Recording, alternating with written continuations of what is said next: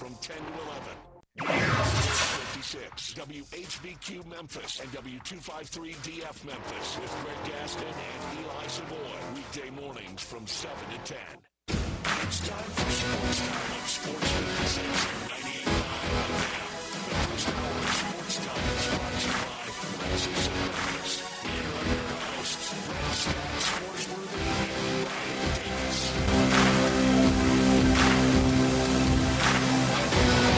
Welcome into Sports Time. Bryant and Brett with you live and local inside our Family Leisure Studios. A Wednesday edition of the show, a draft day edition of the show later tonight. The first round of the NBA draft will take place. We'll see a ton of names go off the board, and we'll see what the Grizzlies do with the lone first-round pick they have at number 16. A lot of Major League Baseball. Last night, some really fun games. Today, a really fun game up in Milwaukee. A couple games already getting started around Major League Baseball. So plenty to get to this afternoon. We also got to get to golf picks later in the show, talk some golf. Plenty to discuss. But before we get to any of that, Brett, how are you this afternoon? Brian, I'm doing well. Are you live on the beaming machine coming back from Milwaukee? Yes. Since that's where you were going? Well, I watched both those starters. I watched Mizrowski. Presto Changeo, you were back. Skeens. Once both those guys got taken out of the game, I hopped back on the beam machine. Your work was done. Those are the only two guys I wanted to see. Hop back on the beam machine, get back here, and get ready for a great show that we're going to have. No baggage claim? No. I run into the restroom. I'm like Superman. I run into a restroom stall, beam, and then I'm back here. I show back up amazing, in the restroom isn't here. It really is crazy, but that's how the beaming machine works. So I don't make the rules.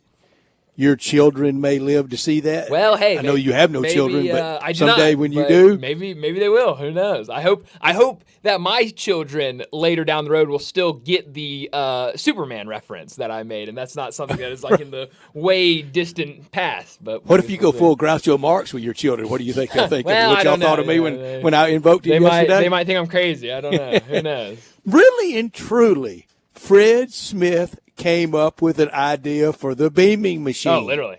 Quite literally. A package in Walla Walla, Washington can be in Bangkok tomorrow at noon. Oh, yeah. I mean, it is. I was telling Landon, I've been talking to a couple other people about it. Just, obviously, I think everyone that lives in Memphis knows the story of FedEx and knows the story of Fred Smith and what he did with FedEx. But obviously, with his passing over the weekend, just reading all those stories, seeing, the news and them kind of retelling the story, every time I hear it, it's just, how cool of an idea. And revolutionary. I mean, just unbelievable. And obviously, really something we use every day, and we don't even think twice about it now. It's like, oh, of course, FedEx is going to get my package here really quick. But, I mean, just unbelievable what he was able to come up with and what he was able to do. It really is, and how well-trained almost every person you run into with that ubiquitous, purple and orange on and the job that they do, the pride that they take. Yeah, no, absolutely. Absolutely. So it is incredible. I actually have some things coming from overseas, and I'm really hoping, because right now I do not think they're with FedEx because they're still way overseas. I'm hoping that eventually they get on FedEx so that they can actually get here, because I've been waiting way too long for these packages. But And Bezos saw that and said, let me try this. Yeah, I mean, he took that idea. And he's still one of the great he may be the number one customer of FedEx. I don't know that, but he may be. Yeah, no, I mean, you're right. The U.S. Post Office may be. Oh, no doubt about it. But you're right. I mean, he saw that idea of, oh, man, this is a great idea. We can get products to our customers really quick and, turned it into what Amazon is today. More than just ordering a book from them. That's exactly right. So, I mean, look where Amazon has gone now. One of now biggest companies in the country. I mean, it's incredible. It is great. I know his family. I know they are crestfallen at their loss, at their and his friends and the coterie of people around him and at their office. But so I say it with the utmost respect. But it has been great reading everything like you were talking about. Yeah. And as much as we know the story, and it impacts us here as much as any place in the world, to learn something new and different about him and what he's done. And I by no means, I do not mean it as a shot. But I seriously, I will ask again, somewhat rhetorically, when is the last time somebody graduated at Yale and next stop was at the U.S. Marine Corps sign-up office? Doesn't happen very often. For that matter, any other place after you've graduated from college. I know plenty do right out of college, and it's a great career in life. And when he signed up for it, Brian, it wasn't, well, I don't really know what I want to do, and I'm going to sign up for the Marines and see the world, learn how to weld. He knew you're going to officer candidate school, you in Paris Island, and then you're going to Da Nang. You're going to South Vietnam. Yeah, it's insane, and you're right. I mean, and you're going to have to lead people. Yeah, not many people choose 22. to go down that road. Yeah, no chance. It's remarkable. Yeah, it really is. And so you're right. It is fun. I was telling Elisha the other day, we were chatting off air, and I think we said it on air too, but I wish that they would, go back to the old Federal Express. That's been my favorite part of seeing all these pictures and stuff. The old Federal Express Keep that thought logo. going. I'll get my bucket hat. I will keep that thought going because it is by far one of my favorite retro logos, maybe in all of logos. Well, I think the entire history of old logos versus new logos. Old logos win every Old time. logos all the way. Every single time. I've seen all the comparisons, like with the NBA. Like they add those up, like old school Grizzlies. Leagues better than what we have right now. Old school is always better than current. The Jazz, the Pistons, all that stuff. Oh, come on now. Goodness. Come on now. So here's my bucket hat. That's unbelievable. And it has the logo Federal Express St. Jude Classic. I wear it every year on Friday it's incredible. of the golf tournament. And I can't put it on now because I can't put headphones on over it. But people that are watching on our Zoom online, you can see it. And every year at some point at the tournament, especially when I go back on Sunday, I wear it the last day I'm at the golf tournament, whether that's Friday or I go back for Saturday and that's the last day, or I go back, I'm there every day, and I've often done that. And a lot of times I would see Mr. Fred Smith there, and I would show it to him, and he could not come up with my first name for double his stock value, and he'd just say, "I like it, Norsworthy. Keep it up. I like it." He couldn't have come up with my first name for all the tea in China. Well, but I bought it. The last year of the golf tournament at Colonial was '88. The first year at Southwind was '89. Brian, I bought it at the '90 tournament, and the news of the world that day was Saddam Hussein had invaded Kuwait. Oh, wow. In August of '90. Holy That cow. was the big breaking news, and we knew the world was changing. Sure. Look what's happened in the Arabian Peninsula, Middle East since that day. But I bought that hat that day. That's awesome. And in reading again, I knew the story about him not once but twice turning down his fraternity brother and good friend President Bush to run the Defense Department. And and I wonder, you could easily say, look what that kept him out of, because but what if his good judgment and his great stewardship, we'd have back from that a little bit and not been as entangled and embroiled. I know that's a little halcyon and it's a little romantic, but what if it happened? Yeah. What if him as Secretary of Defense, and I'm not running down Don Rumsfeld, I'm not. God rest his soul. Nobody could see 9/11 coming and everything that happened after that. But what if Fred Smith, with that great stewardship and judgment that he had, said, let's not do this. You'll never know. Yeah. But turn down running, being defense secretary twice. Yeah, it's crazy. Yeah, I mean, it's a good question. I mean, all the what ifs in life, and certainly with Fred Smith, a good amount of what ifs, and it all. I think he picked the right decision with all of them. Right up there with list season.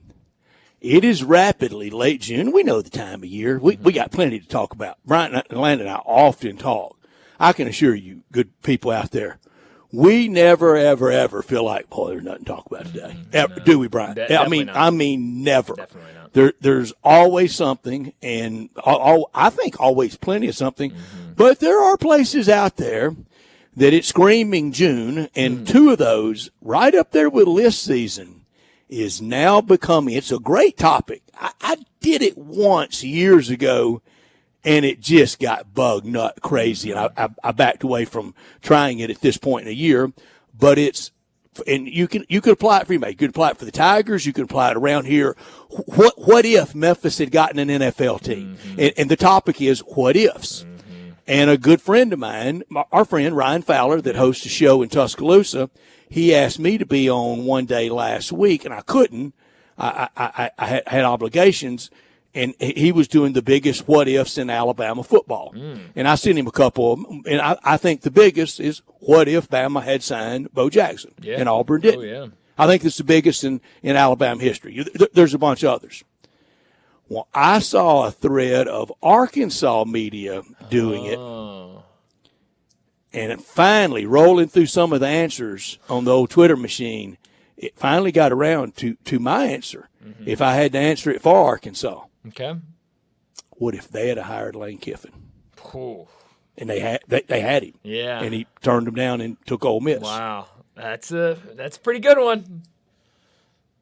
But what ifs right up there with list season now. List season, what ifs, yeah. No, what ifs are getting very popular. You're right. But here's the story that screams June as much as anything. Okay. And I know people out there that know me and have listened. Please, if you're driving, don't be shocked by this. Don't be rattled. Don't do anything crazy. If you're walking or listening at your office, however you're listening, wherever you are, don't be shocked. I saw one of the craziest June criticisms I've ever seen in my life today. Okay. And it was the criticism of Hugh Freeze for playing too much golf in June. Oh, that's great. That is great. I don't know the writer, but I know of him. Michael Casagrande at AO.com, great writer. I do not know Michael at all. I would love to get to know Michael. Sure. I'm not ripping Michael, but because he saw avenue for a story. But I'm going to defend any coach playing golf in June, especially now with the calendar they have, and how Michael Casagrande, Hugh Freeze, and he loves to play golf. He turned his score in at the USGA site that is public record. Yeah. I mean, you can go on. I mean, you could go on and find any big name out there if they turn in a score and see where they played and when they played and what score they turned in. Look, Hugh Freeze has played golf 10 times in June. If he plays one time in anything that is a John Harden Burr month, September, October, November, December, John Cohen should fire him on the spot. That's right. Yes. But coming off of pretty serious health malady and a love of the game and a compact college football calendar now that gives those guys, nobody feels sorry for them, but it gives those guys about 6 weeks a year off. Maybe not even that. And him to turn in 10 golf scores, I don't think he should be ripped for it. No, absolutely not. I mean, it's with any job. I mean, you need a day off, a couple days off. I mean, you need something away from just the everyday grind. And obviously it's different. I think a lot of people would trade in their job to be a head football coach, but where is he playing? That's another question. Who knows what he's doing around that? He could have had meetings all morning. That's right. and then gone out to the golf course. Big money bucks, NIL person. Sure, could have been out there with people. Great point. We just know he's playing golf. Yeah.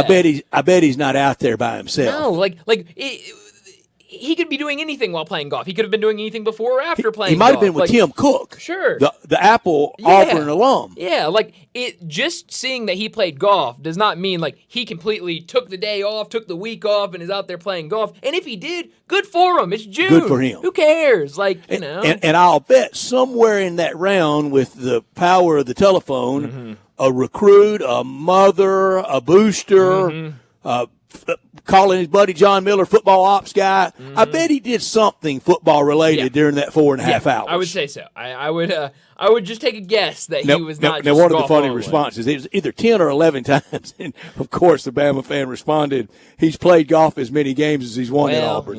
That's a good response. And you know what? That was a lot funnier when Nick Saban was the head coach at Alabama. That is very true. Yes, I mean things are. You lose to Vandy in Oklahoma, maybe not be so concerned with how many times the Auburn coach is playing golf. Yeah. It's a little different now. It's a little different when Nick Saban is your coach, and you can. So we went full Castellanos. There's no Nick Saban I was about to say, anymore. It sounds like maybe it was Castellanos that that had that quote that you saw in the replies. But no, I will definitely not kill a coach for golfing in the middle of June. You know, I think that's crazy. If he turns in one score in October, just keep going. You know, if he wins 4 games this season, then then maybe we can come back around to it and go, should he have been playing so much golf? Does that scream June though? It's the most June story I think I've heard, and I've seen a lot of June. That's better stories. than any list or what if. It's unbelievable. I mean, but hey, got to write something. Brian, what's the biggest what if in Tiger basketball history? Well, shoot, you'd probably be the better person to ask than me. In your time as a fan and watching them closely and following them and knowing them well. Wow, that's a great question. I've actually never thought about it. It's easy. It's been in your life. It's easy. Okay, what is it? If Calipari stays. Oh, well, yeah, of course. Yeah. That's easily that. Yeah. Yeah, I was trying to overthink things. No, that's easily. If he stays, I mean, Boogie, and Wall. See, that's what my answer was going to be if Boogie and Wall come to Memphis. But that would have been, the answer would have been John Calipari staying. Would have had all of that. So no, that is certainly the biggest what if in Tiger basketball history. But there's a lot of what ifs, and it's the month for what if season. I think what ifs are right up there with lists. Maybe a new month. I said yesterday, April, May, June, list season, July. We might have list season and what if season. Yeah, I think it's June season, list season, what if season, July. I mean, it's a crazy 4 months there that we've just broken up into instead of 2. But here's another Tiger what if. Andre Allen could play in that national championship game. Oh yeah. No, that's a really good one. There's some good ones for Tiger basketball, definitely. But and I think in my lifetime, this is a very sad one.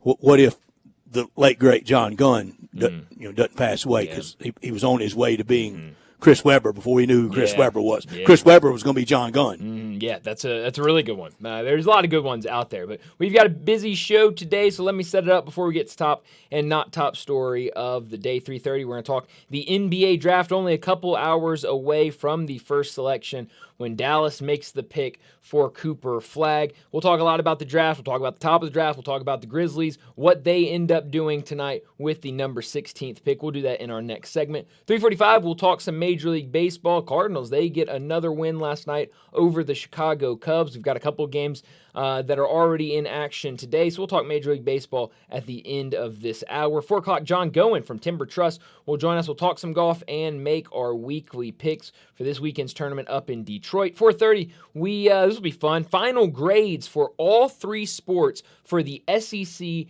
and for the Tigers. And a little different this time. Usually we just go letter grade, but this time we're going percentage grade for every team in the SEC and the Tigers. So a little difficult trying to put my teacher's cap on and figure out my grading system and the percentages and everything. But I think it's going to be fun to do at 4:30. We'll get to that. Should be a lot of fun. 4:45, we'll get to big number of the day. 5 o'clock, Rob Fisher from the Grizzlies FanDuel Sports Network will join us. We'll talk NBA with him. We'll talk a lot of Grizzlies, what he expects to see with the draft tonight, free agency, some of these trades that we've seen over the last couple of days. We'll do all of that with Rob Fisher at 5 o'clock. 5:30, we get to What's Trending. And at 5:45, we'll wrap up today's show like we always do with Moe's Crunch Time. Let me remind you, we're in our Family Leisure Studios where family and fun come together. It's pool time, and Family Leisure is already booking pool installs for 2025. Buy now and get on the list for your pool installation. 2024 pool starting at $19.99 installed, with liners starting at $299. And right now, all pool accessories are up to 20% off. 5 to 6 person hot tubs starting at $69.99, with swim spas and cold plunge tubs now $2,000 off. Don't forget about patio furniture. Select sets now up to 50% off. And if you mention this ad, get free installation only at Family Leisure, 2120 Whitten Road, just north of I-40. Look at all that afternoon baseball. There are games going on everywhere, and it's hot all over the country. Oh, yeah. I mean, everybody's in a sauna. It'll cool down, I promise you. It might be in one of those John Harden Burr months that it finally cools down.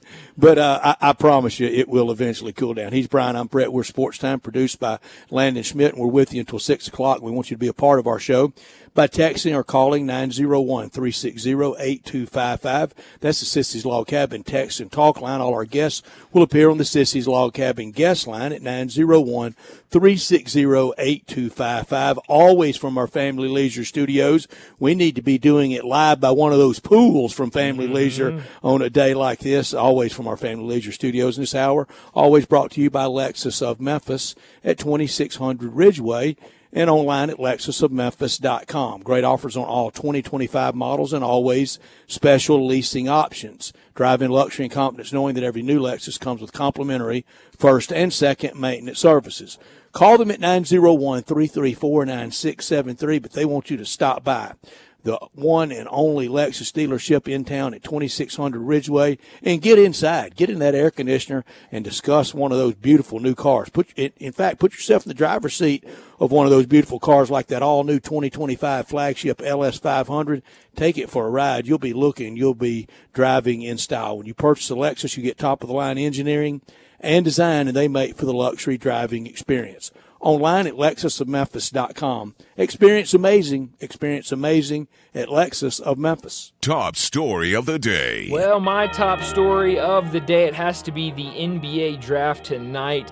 The first round only tonight. We'll see how it works out with two primetime nights for the first and second round. I'm not a fan of it, but we'll see how it plays out, especially tomorrow with the second round. But tonight should be fun with only the first round, maybe extended time to talk about some of these guys. And we know that number one feels like a lock with Cooper Flagg, and then after that, it's kind of no man's land. It feels pretty good that Dylan Harper, pretty much a lock, I think, that Dylan Harper will be the number 2 pick. San Antonio Daily? Well, that's a good question. I've seen a lot of rumors, reports out there that they could. I would say if I had to bet one side, I would say they keep it and just draft him and take that pick at number 2. But obviously, it depends on what those trade offers look like, what you can get back in return for someone to move up to that number 2 pick. So it feels pretty good that Cooper Flagg's going to be 1, Dylan Harper's going to be number 2. After that, that's where the questions start coming. Really, anything can happen in that top 10. It feels like we'll see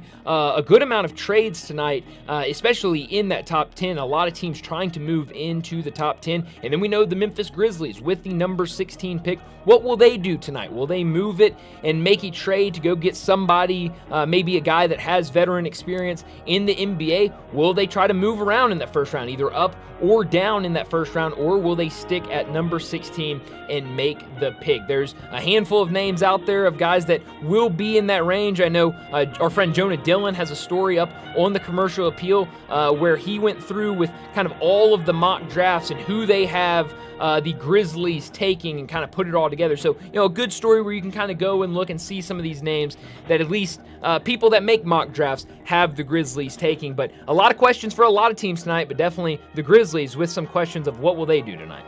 A lot of questions. That's my top story. The draft is here and looks fun, and Barclay's setting up for the draft unlike last year. Or is it unlike last year? We knew the Grizzlies were going to be primary in the first round with that lottery pick. But tonight, we don't know how primary they're going to be. They could be very by the end of the night. They could be part of a deal with San Antonio. We just don't know until all the dust settles. The Grizzlies could be without a first round pick by the time the draft actually starts. The coulda, shouldas are really unlimited. And I know you're not supposed to go there, but I'm going to. When young Kroenke has to have a press conference yesterday, and he invokes Nikola Jokic and the possibility of, yes, someday there's a scenario that we could have to deal in. We know this year Luka Doncic was dealt. I know you're not supposed to go there like this around here, but I'm going to. What if the right deal came along tonight and Ja was involved? What if Jokic can be talked about in a deal and Luka can be dealt, then anybody can be, and especially I think they've got the salary cap right for teams that nobody can go on a long, sustained dynastic run anymore. We'll see with Oklahoma City. So I think they've got it right. And if you can talk about Jokic is going to the Hall of Fame, Luka's going to the Hall of Fame, you can talk about Ja the Magnificent, because right now he's not going to the Hall of Fame. Yeah, I think anything's on the table for everybody. I think with the way that the salary cap is set up now, I think you have to entertain any offer on anybody. Do you think they have it right? the salary cap? No, not at all. I don't. I mean, I think it's crazy when. Is it too fair? Yes, I think we've overcompensated to make it too fair for everybody. I mean, Good. Maybe I'm wrong, but I think when you're talking about a team that is built like Boston and after one NBA final championship, now they have to offload a bunch of guys. Well, they had $300 million guaranteed to 2 cats. That's true. And so maybe that's more of the problem, but I think we've kind of overcompensated a little too much, in my opinion, to try to make it too fair. And I mean, honestly, at the end of the day, I don't think it's ever going to be fair for everybody, so I don't know why we tried to overcompensate and try to make it even. But I think you're right. I think, when anybody's name comes up, you have to listen to it because of how these caps are working. Not top story of the day. Well, my not top story of the day is maybe the pitching matchup of the year in Major League Baseball. Certainly if you're talking about young pitchers, it's what we saw earlier today, a game that's still going on in the bottom of the 8th inning. Milwaukee up 4-2 over Pittsburgh, but it was the pitching matchup today. Paul Skeens and Jacob Misiorowski. Misiorowski, an incredible performance. 5 innings for him. Oh, he was awesome. He wasn't even breathing hard. Oh, no. He made it look extremely easy. 5 innings, 2 hits allowed, 2 walks, but 8 strikeouts, no runs allowed for the Pirates. A great pitching performance from Jacob Misiorowski. On the other side, Paul Skeens had a little bit of trouble. He only went 4 innings, struck out 4, walked 2, gave up 4 earned runs on 4 hits. So I guess if you were saying who won the game, Misiorowski definitely outdueled Paul Skeens this afternoon. He has just looked incredible in all 3 of his starts to start his major league career. Fun pitcher to watch. It was a fun matchup that first inning. Both pitchers walked their first batter that they faced, but then both were able to come back and strike out 2 to get out of the inning. So really fun up in Milwaukee. It looks like Milwaukee will end up winning this game. Just got to get a couple more outs, but some fun stuff up in Milwaukee. I'm scoreboard watching. Go Pirates. Yeah. Not too early, is it? No, certainly not. Never too early. Wait till September for that, do we? Never too early. My not top story, 2 down, 2 to go for the Cardinals in this 4-game series against the Cubs. You win the next 2, you're really in the mix in the National League Central race. You lose the next 2, then Monday and Tuesday night, you're just marking time. You didn't make up any ground. Last night was the win of the year, 8-7 over the Northsiders. PCA couldn't keep up with how many outs they had. Yeah, it was tough. Boy, what is the number of references by Cub fans to PCA? Oh, he's a star in the making, Brett. And that his hair with the stars in him. I mean, he's already got the stars on him. We had trouble around baseball last night keeping up with how many outs. We had O'Neal Cruz had trouble for the Pirates. O'Neal Cruz. That gets down to Little League. And after the first out, maybe a shortstop or a second baseman looked to right and left field and center field. Hey, 1 out, center fielder. You got got 2 outs, right fielder. Did y'all do that, Brian? Oh yeah, absolutely. We did it in 1973 in Far City. Hey, 2 outs out there. Gotta let everybody know. Be on the same page. Big leaguers ought to know how many outs they have, don't they? I think they should. But sometimes they turn into little leaguers. That's true. I love it when they do. Oh, it's great. It's rare when you see it. Right. You see it every now and then. And O'Neal Cruz, man, I think he's almost trying to play bad to get out of Pittsburgh. I mean, that guy trying to blow his way out. That's a good way to do it. He some of these clips I've seen of O'Neal Cruz over the last couple of weeks. It is poor effort all the way around from him. But that'll do it for top and not top story of the day. Let's go ahead and get to our first break. And when we return, we'll talk about the NBA draft. We'll talk about what could happen at the top and what the Grizzlies could do at number 16. We'll talk all of that next on Sports Time. We are real sports talk. Sports 56 WHBQ. Available on your radio dial at 560 AM and 98.5 FM, as well as around the world online at sports56whbq.com. Take us with you everywhere by downloading the Sports 56 app. And at home, just say, Alexa, play Sports 56.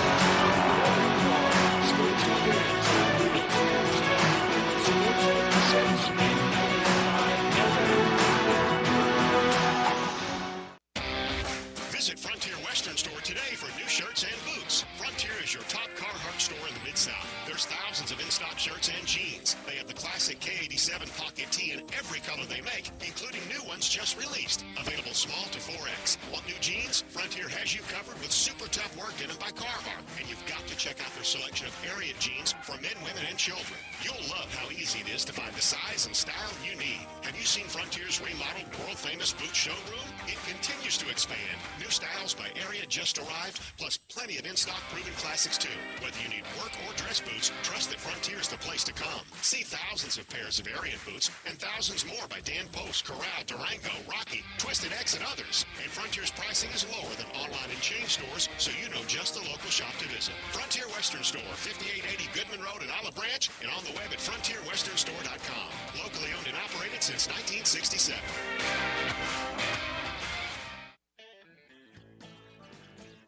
Hi, this is Troy Fiveash, owner of Fiveash Roof Services. I wanted to take a minute and discuss advertising with you. There are so many websites that list the best service provider in your area. Even the BBB has an accredited list. You know the one thing they all have in common? A company like mine has to pay to get on that list. So that begs the question, can those lists be trusted? You know what can be trusted? History. We've been around for almost 30 years providing customers with the best service and the best products that we possibly can. So if you need a roof, siding, or gutters, give us a call. We'll come talk to you and let you decide for yourself whether or not we know what we're talking about. Fiveash Roof Services. Best products, best warranties, and in many cases, the best price. We're fair, honest, and ethical. 367-0050 or memphisroofer.com. 367-0050 or memphisroofer.com. Fiveash Roofing is what we do. We're here for you. When you're hiring, have you ever felt like you're missing out on meeting great candidates? Well, they're not hard to find when you go to ZipRecruiter. ZipRecruiter helps 10 million people with their job search every day. People who are actively looking for jobs like yours. So it's easy to find the right person fast. 4 out of 5 employers who post on ZipRecruiter get a quality candidate within the first day. Try ZipRecruiter for free at ZipRecruiter.com/free. That's ZipRecruiter.com/free. It's summer in the Mid-South and deals have never been hotter at Gossett Mitsubishi on the Pike. You'll find 0% for 36 months available on new 2025 Mitsubishi Outlander. Get 2024 Mitsubishi Mirage, car and driver rated #1 best non-hybrid electric fuel economy with 39 combined MPG. Buy Mirage, only $17,675. 2025 Mitsubishi Outlander PHEV plug-in hybrid, $299 a month with combined range of 420 miles. Beats Mazda CX-90's warranty and mileage. And 2025 Mitsubishi Outlander Sport, $28,480 or $349 a month. Plus peace of mind with 10-year, 100,000-mile powertrain limited warranty. So get to Gossett Mitsubishi, 1870 Covington Pike and 24/7 at memphismitsubishi.com. If you want it, we got it at Gossett Motor Cars. MSRP 18175, PHEV SC 0017030, MSRP 42615, Sport SU 006141, MSRP 28980, includes all rebates and incentives with 5691 down, excludes tax on a license. See dealer for complete details. Offer valid to end of the month with approved credit dealers back only. Online radio show is back on WHBQ Sports 56 and 98.5 FM. Every Monday night at 6, hear the latest news on your Ole Miss Rebels with Nancy Porter with 24/7 Sports. Your Ole Miss defensive captain Mike Fitzsimmons, Gordon Ford covering SEC sports ball, and former Ole Miss baseball announcer Gary Garvey from kickoff to free throw to extra innings. Your Ole Miss Sports on the Rebel Yell Hotline Show right here Monday night at 6 on Sports 56, 560 AM and 98.5 FM. Your Mid-South Sports Station. This traffic report is brought to you by Millington Weight Loss. For more information, call 901-436-0272. Sports 56 traffic. Good afternoon, T-Dot. Those help trucks out here assisting with a couple of disabled vehicles. It may be the heat that's causing some of these vehicles to overheat as it builds through Midtown right now as we check it out live on 240 southbound at South Parkway. Still moving right now on 240 east from Mill Branch out to 385 as you get on to Bill Morris Parkway on out towards the Collierville area. Dandelions, crabgrass, lawn solutions here in Memphis says give them a call. Here's their number, 867-5626. That's Lawn Solutions. I'm Commander Chuck with your on-time traffic.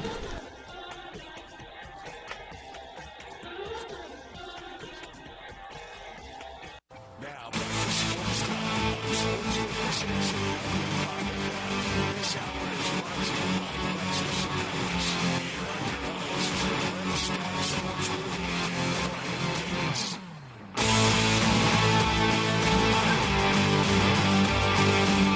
Welcome back into Sports Time. Bryant and Brett with you live and local inside our Family Leisure Studios. And we got to talk the NBA draft. Only a couple hours away to see all the mayhem and madness from Barclays Center. But the biggest question here locally is, what do the Grizzlies do with pick number 16? Do they deal it? Do they move around from 16? Do they stay at 16?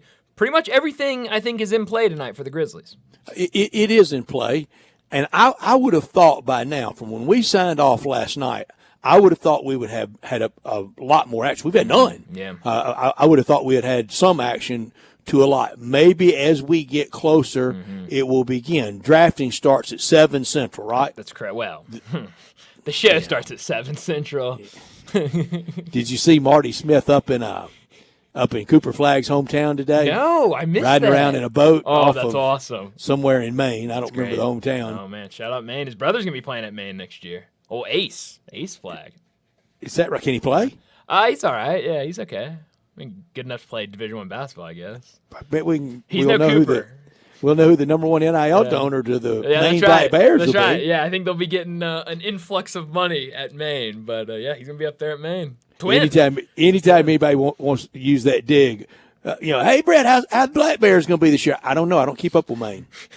Well, it's a good answer. It's a good answer. But I'll keep us in the loop for Maine basketball this year. They're talking about digging at Ole Miss. Oh yeah. Mascot. That's true. I didn't think about it. I forgot. I've kind of erased that era in my my head. I'm not even an Ole Miss fan. I've tried to erase that era. That is funny though. But I'll keep. I went back and looked at our box score from when we were at the OU Ole Miss game that day. Yeah. Sean Padilla dropped a house on Fears that day. Sean Padilla was really good that day. Yeah, he was awesome. He was really good. It was remarkable how unremarkable he was that day. Yeah. No, I mean, it was certainly not his best day. I had it pulled up yesterday when we were talking about it. I think 13 points or so, not really efficient shooting. Did a couple nice things, with assists and rebounds. But, yeah, certainly wasn't his best day. But, that's a guy that it feels like he could be anywhere between 5 and, 11 or 12. I mean, I don't think he ever gets double digits. I mean, Brett, I agree with you, but there's always that one guy that falls, and I'm having trouble figuring out who that guy is this year. And the repercussions from potential deals. Sure. Somebody that may have really wanted him at 5, now they get a more proven player in a deal, and they're no longer interested in him, and he could drop. We saw that with Nick Smith a few years ago from Arkansas. Yeah. I mean, it happens every year where guys drop. I don't think it's going to be Jeremiah Fears, but I could see him going a lot of different places. I see a lot of different mocks that have him going a lot of different places. So he's going to be a fun name to keep an eye on. I really like Fears. I think he's a good player. He's young, which is definitely going to help. But you look at that top 10, outside of the top 2, I mean, it's a big question mark of where any of these guys go. All right, everybody on the Grizzlies beat. How late a night for them at FedEx 4? Yeah, it could be a pretty late night. It is if it's deals. Yeah, certainly is if it's deals. And I'm still thinking that we could see some deals play out. And we've just seen this front office so active around drafts that I will not. Nothing will surprise me that this front office does when it comes to the draft. I mean, I don't have all the numbers in front of me, but I would say with this front office and their career in terms of drafts, I would say most drafts they've made a trade at, and so I wouldn't be surprised to see one tonight. Don't they have to? Because by Zach Kleiman's own words, we're not close. That was his words about this team. We're not close. Well, Kentavious Caldwell-Pope didn't get us any closer. Yeah. Well, maybe he's two-time champion. I mean, I think he's a good role player. I actually like that piece a lot. You do? Oh yeah, I like that. I think that's a good pickup. I think get a veteran, get a guy that. So if that's all we did this offseason, you think we got better? That's not what I said at all. Okay. I like that piece. I think if you add more, then it's a really good piece. Then that's the more part. Sure. Then they have to do a lot more because if that's the only deal. No. At tonight at whatever hour tomorrow afternoon or at training camp to start the year at media day, you said we're not close. Are we closer now? Yeah. That's a fair question to ask the Grizzlies at any point next year. And no matter what they do this offseason, I mean, I think right. I think whatever that first time you see him before the season, I think it's a fair question. I will not. I don't think anybody should badger him, but ever so often kick the tires, check the oil, ask Coach Isolo. Last year at the end of the year, Zach Kleiman said we're not close. Do you think we're getting closer? Yeah. That's it. It's a great question to ask. I'm glad you brought up an oil change. I need. Are you better off? So I gotta get that done at some point. Since thank you for reminding me. Cheap insurance. Oh yeah, you're right about that. Said every dad and old man ever. That's true. That's very true. But I need to do that soon. But no, you're right. I mean, it's he made it very clear at the exit interviews, and he not close and don't want to get younger. And so I think the idea with a lot of these guys in the draft is they're going to be younger players. You would, get younger by drafting a guy. And so, I really don't know what they're going to do tonight. The next thing every old man says, get in that matching program at work, Bryant. That's right. Yes. That is a conversation me and you have a lot. So we do. We'll get to it one day, I guess. We'll see how busy tonight. Seeing the remarks, we talked about it a little yesterday before we got out, but seeing the remarks of Josh Kroenke talking about Jokic, I think it was a warning shot of we're going to get to where Boston got. We got our title, and he may not be a one-team retire, only a Denver Nugget player. Yeah, it was weird listening to that part of his press conference, listening to a couple other parts of his press conference. He just seemed like he was really all over the place, kind of addressing the media, and it really felt like there were multiple quotes that kind of didn't make a ton of sense. So when I listened to it, I didn't really feel like it was a, hey, get ready because we're going to trade Jokic. I mean, he tried to preface it by saying, this is not something I would ever want to do. I think it was more just kind of acknowledging that, that is something that could maybe one day pop up. I thought it was ignorant to say in the moment, but I don't think there's ever going to be a time where, unless it is the last drastic possible thing that they have to do, I don't think Denver's ever gonna trade Jokic. So I don't know, but you're right. I mean, with this way the salary cap has worked, teams have to get creative with how they build a roster, and it's going to be some different things that you see teams try to do. Brian, I got a text at the Brett text line. You want to hear it? I love the Brett text line. This is from someone that knows sports, and his mom and dad were great people. Here's the question. If the NBA season started today, who's the Grizzlies' 2 guard? Bane is no longer here, so who takes his spot? Not sure they're going to address that in this draft. Yeah. Everything points to a wing, and I'm not sure we have a 2 guard at this moment. Yeah, it's a good question, and that's one of the things they have to address. Kind of need one of those. Yeah, you kind of need one. I've seen some people say maybe you move Wells to the 2. I think it would that much ball handling at him. No, certainly not. So yeah, I mean, I think it's something that's got to get addressed. But and the pressure of ball handling and potentially of more scoring. What if that? Sure. Throws him off on defense. Yeah, no, that's a really good question. And so, yeah, I mean, I think he's right. I think you look at the Grizzlies aren't great out there with the guard play guarding the perimeter. No, certainly not. Certainly not. And so I think that's something that that hopefully is going to be that next trade, one of those moves that you see. And he's right. I mean, your texter at the Brett text line is right. I mean, you look at a lot of these guys that are mocked, a lot of these guys that are in the range to go to the Grizzlies, it's a lot of wings. And Brett text line is brought to you by Sissy's Log Cabin too. I love it. I mean, it is remarkable. Shout out Sissy's. Yeah, Bill Jones runs my text line too. I love it. Shout out. Shout out. So, yeah, I don't know. I mean, we talk about it, and we talked about it earlier with, this cannot be – the Desmond Bane move cannot be the only one, and I think, maybe we see something tonight, but certainly you would think you see something soon of how they try to address some of these issues. Earlier at the Brett text line. Oh, wow. Brett text line is hopping off the – talking about Ja. Trade him. Okay, all right, yeah. Yeah, that would not be popular. Certainly would not be popular. But I think if there's a trade that makes sense to trade him, then yeah, you go ahead and move him. But there has to be a trade for that, and I don't know if that offer is going to be out there right now. But We'll see. We'll see if anything comes tonight. We got a text line on the actual Sissy's Log Cabin text line. There we go. Someone said they have 360-8255. Someone said they have a 50% off Valvoline coupon. Send it my way. I mean, come on, bring it. I'll head to Valvoline tomorrow. I mean, probably not tonight, but I'll go tomorrow. I know people that do their own oil changes. I'm never going to be that. I don't. I had a buddy that I tried to convince once to change. Landon, my you oil. do? Yeah, we got a whole rig set up at the house. Really? Oh, yeah. Oh, you do? Heck, I'm going to Landon's Absolutely. house. I forget going to Valvoline. Get your car propped up. We Oh, empty it out, change it out. You just have to bring the filter. Oh, man. I don't know if I want to get under it, though. That's all right. I'll do it. I was about to say, Brett, I'm not getting under anything. I'll get under I'll it. let Landon get under it. I'm not getting under anything. I mean, I'll be fine. I sometimes like to live dangerously. I don't mean to be cavalier, but y'all won't remember this name, but I think that's how Mark the Bird Friedrich, one of the flash in the pan phenoms of all time in Major League Baseball history, I think that's how he passed. He was yeah. Well, that's why I prefaced it. I'm not getting under there. I'll let someone else do Reason it. number 117, I'm not going to do it. That's right. I'll take it to the experts. I'll let them do it. They know what they're doing. So go to Valvoline or something like that. But I think the draft's going to be fun tonight.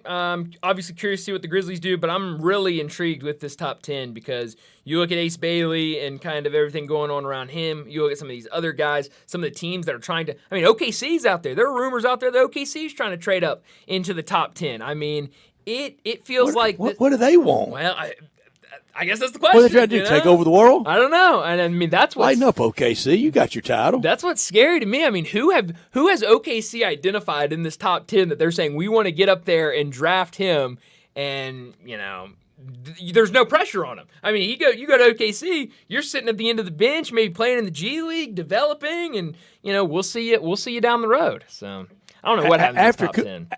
After Cooper Flag, you know who my guy is, Trey Johnson. Oh, yeah, Trey Johnson. And he's another name. I mean, it feels like 3 or 4 teams are in that top 10 that could go get him. And saw Seth Greenberg this morning make a great comparison. I know you can get burned badly on draft day comps. Yeah, oh, yeah. I know that. But he compared Trey Johnson to Ray Allen. Oh, wow. Man, that's good. I like that. Yeah. I like that a lot.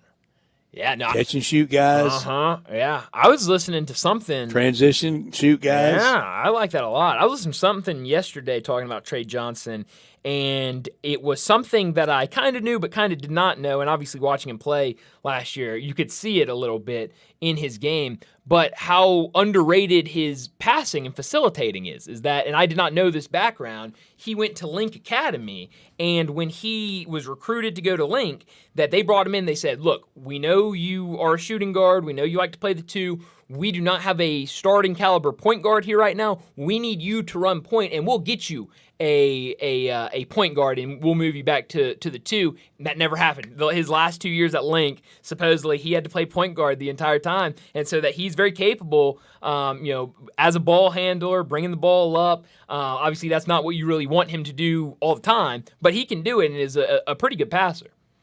Right, you tell me. If it's not allowed, just say, Brett, it's not allowed, throw the break. Okay. Is it allowed for me to defend Hugh Freeze and John Calipari all in the same hour?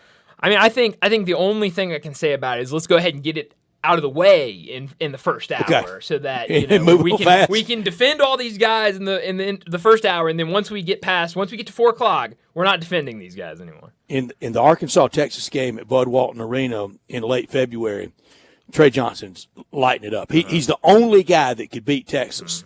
Calipari called timeout with about 3.5 minutes to play. And I mean, threw a net around him the rest of the game. Yep. Did a great job. I think a little bit the rest of the balance of the year showed a way to keep blitzing and double teaming, make him get the ball out of his hands. It was a phenomenal coaching strategy. Oh, you're right. I remember that game, and he was incredible that night. And then those last couple of minutes, they put a lock on him. And this is when I need the telephone poles to be taken out. Was when I when I compliment Hugh Freeze or defend Hugh Freeze and compliment John Calipari in the same hour. I think it's when you question it. When should I continue? That's when we need that car hitting the pole and just taking you out completely. So maybe right through the front door. Maybe so. Maybe, I don't know. Got to do something. But we need to get to another break, and when we return, we're going to talk some Major League Baseball, a lot from last night, and also some day games this afternoon that we need to talk a little bit about. We'll do all that next on Sports Time.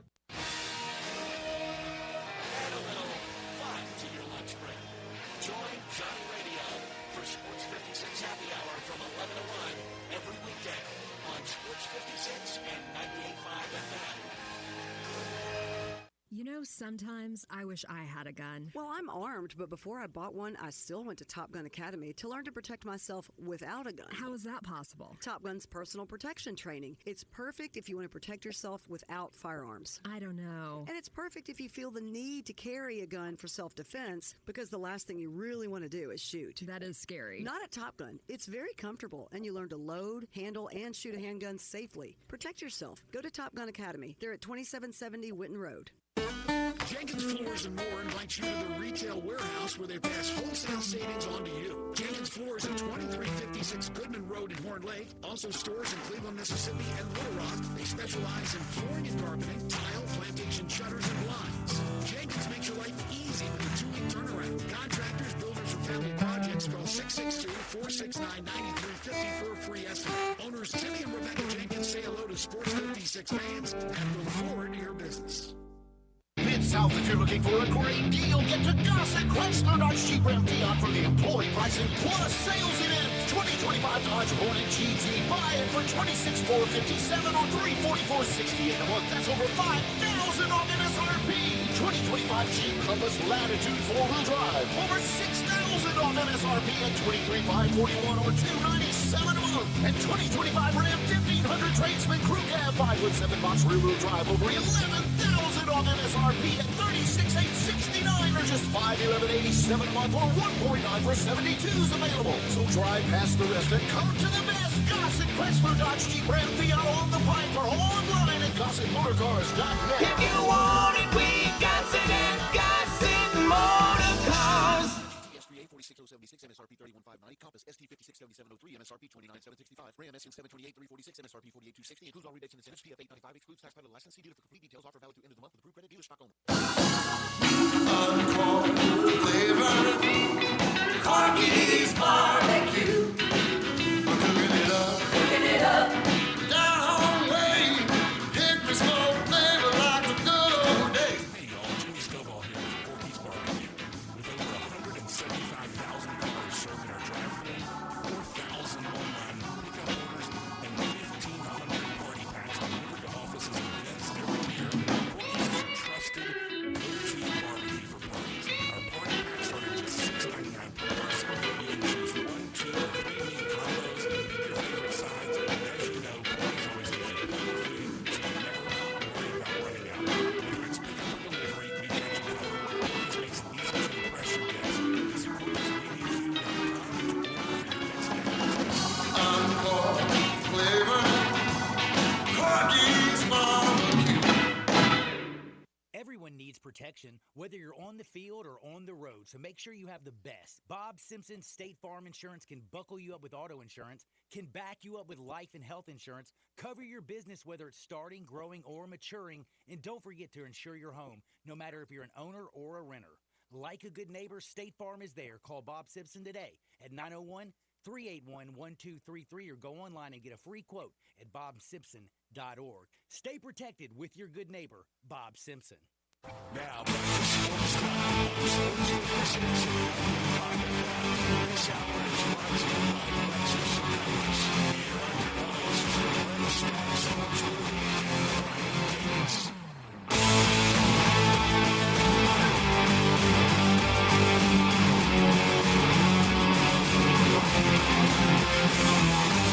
Shout out to our texter that sent me a 50% off for Valvoline for my oil change. I mean, that is very kind. That's what I'm talking about. I mean, good folks out there. Oh, incredible! Well, we It's appreciate incredible. you. Absolutely.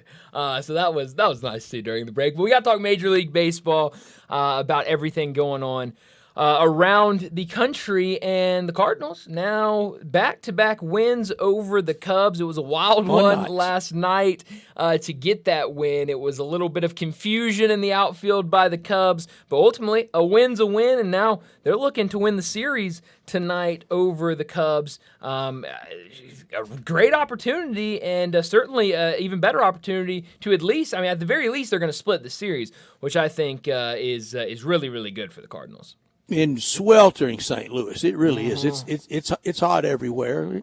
Late June, imagine that. Yeah, summertime. Yeah. And get the win tonight and get the brooms out tomorrow night for a real Steve Selby special steamer. I used to love it with Steve Selby in the open. Oh, it's a steamer today at AutoZone Park. That's great. A little bit. I miss Steve a lot. He a great baseball announcer. Oh yeah, no, absolutely. But yeah, it's Landon was telling me yesterday. He obviously follows the Mets Twitter account, and that they put out that it was so hot in Queens that they were giving away free water, and they had these refills. Hotter there than here. Yeah, it's super hot up in New York. So yeah, it's hot everywhere. It's all around the country. These games are getting awfully steamy. They had designated cooling areas. How about that? And each they allowed one water to be brought in per person, and they were giving away free cups of ice and water for everybody. Apparently, it was scalding hot up there. That's how hot it is. Don't you think it's pure sinful to charge people for water? Oh yeah, no, especially no matter where you are. Yeah, no matter where you are. Just give me a cup, get some ice in there. Right. I can go over the tap. Yeah, and give it to me. I'll be on my way. Right. But yeah, no, I'll drink water out of the bathroom sink. Sure. Yeah. I'm not going anywhere else in the bathroom to draw water. No, certainly not. Certainly not. But yeah, but if I'm thirsty enough, heck, not even. Yeah. I do not buy water. If out of the tap kills me, then that's the way I go. Hey, might as well. It's good tap water, So yeah, I think it's crazy to charge people for water, but. It's what about in Chicago last night, though? That's so sad. Yeah. But what Ketel Marte went through, and we've had a lot of stuff through the years on the South Side. I know it's not everybody, but there's been. Remember years ago there was a father-son duo drunk in the stands that dared each other to go out and attack the first base coach. Yeah, it's crazy. Crazy. How drunk is that? Yeah, no, that's belligerent. And the whole that this person is going to be barred, irrevocably, forever and ever and ever. How do you know? Okay, we know in the days and weeks afterwards, probably photos up and things like that. But in 2 years and 2 weeks, is everybody going to be on alert for this guy coming through? Yeah, probably not. I don't know how they go about doing that. And if we are, what kind of facial scanning do they have on the South Side? Yeah, what does Major League Baseball have in all their ballparks that we need to know about? No, I think it's really tough. It's very easy to. My guess of how they do it is, your name and email or whatever is flagged, and so you can't buy tickets anymore online. Okay, but we very easy know. to get around that. I don't know how they do it, but there's one place in sports I know if you got barred there, there's no return. Where's that?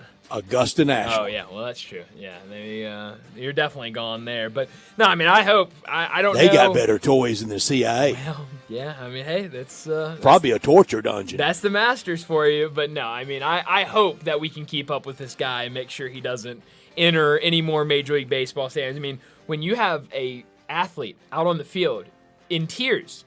And it's crazy. It makes no sense, and there's no place for that at all. So glad that he was kicked out. Hate for Ketel Marte to have to go through that. I love Ketel Marte, one of my favorite players in Major League Baseball. So really sad to see him have to go through that last night. But we need to wrap up this hour, get to a break, and when we return, we're talking some golf. John Goen, he joins us next.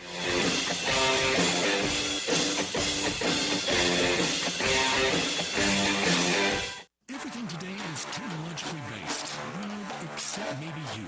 If you're struggling with tech, no matter what kind, call Tech for You. Tech for You for TVs, home theaters, cameras, smart locks, digital storage, and more. Tech for You makes it simple and affordable. 697-9695. Make your home safe, comfortable, and up to date with Tech for You. Stop struggling with tech. Call 697-9695. Veteran owned and operated Tech for You. Technology simplified. Briggs Powder Coating for a beautiful finish every time. Briggs Powder Coating specializes in automotive, ornamental, residential, and industrial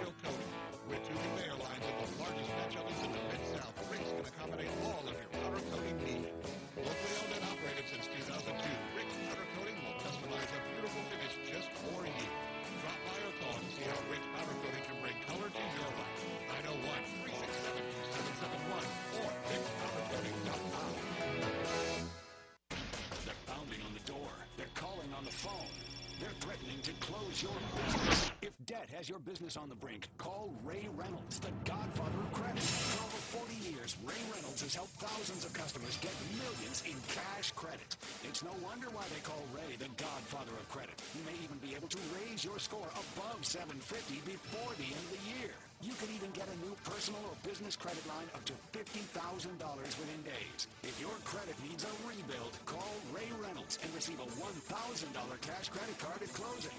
Raise your credit score to 750 or more. Call Ray Reynolds at 800-627-3749. 800-627-3749. Learn about Ray's secrets to success and how he can fix and improve your credit score to 750 or more.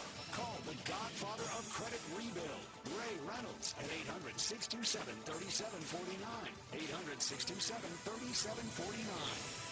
It's time to turn corners and turn heads in your new Gossett Kia from Gossett Kia 1900 Covington Pike. Discover peace of mind in your new Kia with Kia's 10-year 100,000-mile powertrain limited warranty. How about $5 a day in 2025 Kia K4 LXS, $150 a month. 2025 Kia K5 LXS, we Gossett $265 a month. 2025 Sportage $275 a month. And 2025 Kia Telluride S $359 a month. We Gossett covered for every family and every budget at Gossett Kia on the Pike. All $49.99 with signing, 24-month lease. Ask for Bobby J. He's waiting to put you in your new Kia today. Gossett Kia 1900 Covington Pike online, KiaCovingtonPike.com. If you want it, we got it at Gossett Motor Cars.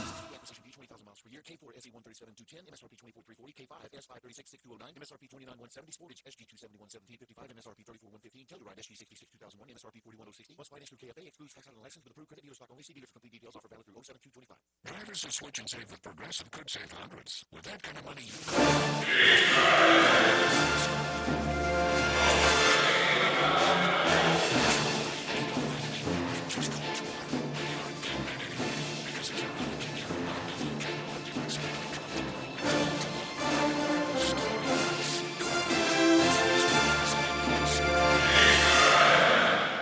for water bottles.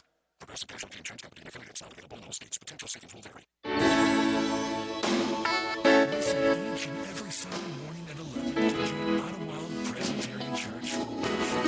Ottawa's PCUSA Church, downtown Memphis. This traffic brought to you by Raleigh Tire Auto Service, your local family-owned business for over 60 years. Sports 56 traffic.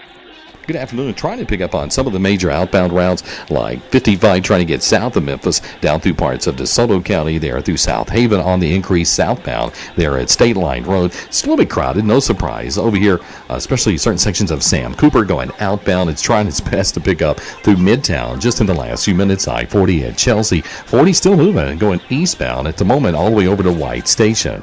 Dandelions, crabgrass, lawn solutions here in Memphis says give them a call. These guys are the best and they're affordable. Lawn Solutions, 867-5626. I'm Commander Chuck with your on-time traffic.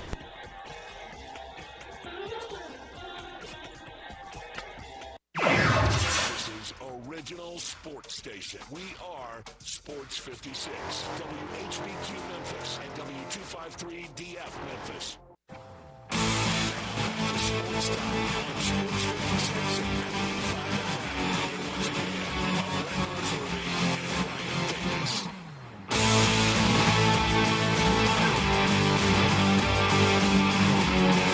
Welcome back into Sports Time. Bryant Brett with you live and local inside our Family Leisure Studios. And joining us now to talk some golf and make our weekly picks, John Goen from Timber Trust joins us now. Hey, John, thanks so much for joining us. I'm really excited for this week's tournament. Actually, I don't know. I don't want to speak for I don't want to speak for Brett by any means, but I would say one of my favorite non-major tournaments of the season, the Rocket Classic, used to be known as the Rocket Mortgage Classic. You know, Rocket Mortgage, they've changed their name a couple times. Now just the Rocket Classic up in Detroit. Tell me what you got on this golf course this weekend. The Detroit Golf Club should be a fun course.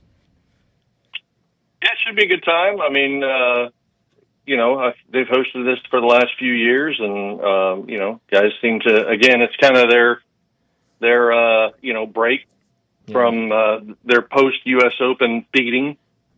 But obviously, weather always has an opportunity to be an issue up there. Clearly they can have rain and some pretty tough conditions. But overall, again, it's kind of week 2 after a beating at the U.S. Open, and now everybody's truly taking a break after the Travelers Championship, because this week's field is not overly impressive. Yeah. No, we're looking ahead. No need to look back to last week or even to the U.S. Open. We like to look ahead to this week at the Rocket Classic, then next week at the John Deere, and then we get John Deere. Oh wow, that's another good tournament. Two back-to-back really good tournaments. See, right? you guys started this stuff, and now it's time to pay the piper. Now we're looking ahead, John. And the British Open right on the horizon. Yeah. Man, it's going to be great. This is a 3-on-1. It's not going to work. It's not going to work. I sent Brett this on Sunday, and you guys have officially, I told you back then, on May the 28th, you guys poked the bear. You poked the bear, and since May the 28th, I have gone from last to where am I currently at, Brett? First place. Oh, how did that happen? First place, John. Cheating, probably. I like where your head's at, Landon. I've never been accused of cheating. Well, in I this had a few people helping me with my pick. I don't know. Like other Twitter? people in the past. I don't know. John, we're surprised not you don't Twitter. have the enthusiasm for the Rocket Classic that we do. I love the Rocket Classic. You guys are just deflecting, and you don't want to go down this path, but you have officially asked for. And the other part of this whole thing too is I did go back and listen to the previous week's trashing of Terrell Hatton. And again, just completely beneath you guys. But I mean, clearly you felt the need to have to go down that path too. So, unfortunately at this point in time, you guys are getting exactly what you deserve. And that is me just absolutely just hounding you and getting my revenge on what has happened since May the 28th. Yeah, and meteoric rise, and now you are indeed in first place. 3.6 million turned into 7.2 with that shock pick. I do think, John, in all seriousness, I think you have been serious, but in all seriousness, I do think we have finally got the sweet spot on the shock pick at 21 and up. It was always it was too fanciful. It was too far-fetched in some of those other numbers. Yeah, at one point in time, I think when we started this whole thing, 50. we were like 50 and above. Yeah, I mean they're not. And that's also a thing. This week, there's probably a chance for somebody 50 and above. It sure is this week. But in those designated events and in those majors, it's not anybody coming from that far back. No, not even remotely close. These guys are too good. I know that's been said a million times, but they are. Yeah. No, absolutely. Congratulations, John. It is some comeback. We do want to congratulate you. Brett, don't use Look, we still have a ways to go. We still have a ways to go. It's been a heck of a 4-week stretch. How about that? To go incredible. John, you were out. We counted you out. We buried you. And then I we remember buried my you. 4-week stretch. And we did. It was low rent to do Terrell Hatton vis-a-vis you like that when you weren't on the air. No. Yeah, I tell you. I mean, again, I really feel like that you guys were better than that, and but clearly. Oh no, we're much worse. I think your expectations are a little too high about us. I am proud of our collective picking this year. I think through 11 tournaments, we've picked 9 winners. We missed at the truest with Sepp Straka, and I had Sam Burns lose in the playoff before the U.S. Open at the Canadian. That's only 2 one of us hadn't gotten all year. That's pretty good. Yep. I was. See, I'm thinking team, John. I'm thinking team. It is a team sport. I was $13.6 million behind Landon. Glad you have a number ready. After Muirfield. Well, I mean, fortunately, you had that number right there at the continue. ready, didn't you? Well, I mean, I go back to stats text. I mean, we get the results every single Sunday. So to the penny. It's quick math. It's quick math. We don't have to do any rounding. We got it to the cent, don't we? That's right. But John, the tour really is kind of taking off now until the British Open. That's not good. Well, I think that goes back to exactly what we were talking about last week with regards to events needing to ultimately go away and shrinking down what the schedule looks like. Because clearly the Rocket Classic potentially could be a better event if you didn't play events,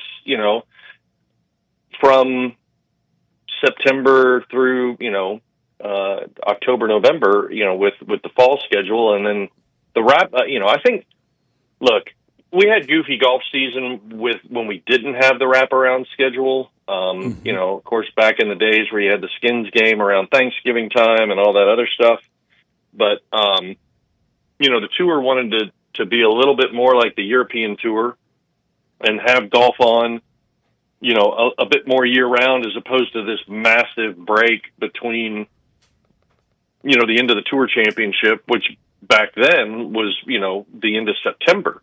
And then it would go until, you'd basically have silly season from about October through, until, really you started in Hawaii in January. So, they didn't necessarily like that. They were trying to help, some of the fall or off-season events like Vegas and some others to try to, help their strength of field and things along those lines. And so you kind of came up with this wraparound schedule, but, for about normal with football season and everything else kind of going on, nobody's watching golf that time of year. Nobody cares. If we cared about it, we would still be picking golf picks through, basically the end of October until the tour took the time off.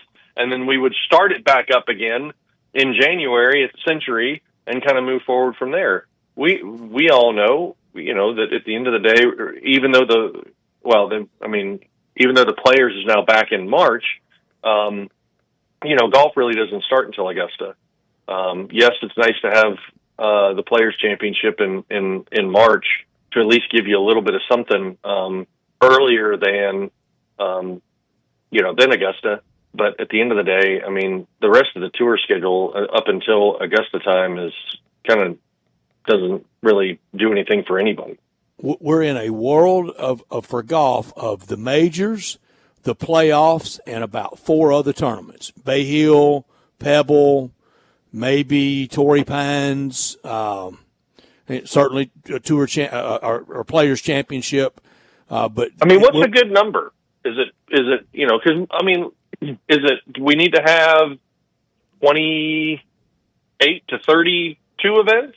Is that too many? And would it crush anyone? Look, I know the good people in Detroit are looking forward to their event next week at Silvis, Illinois. But would it disturb the axis of Earth if we took a week off in the dead of summer? I don't think it would, because again,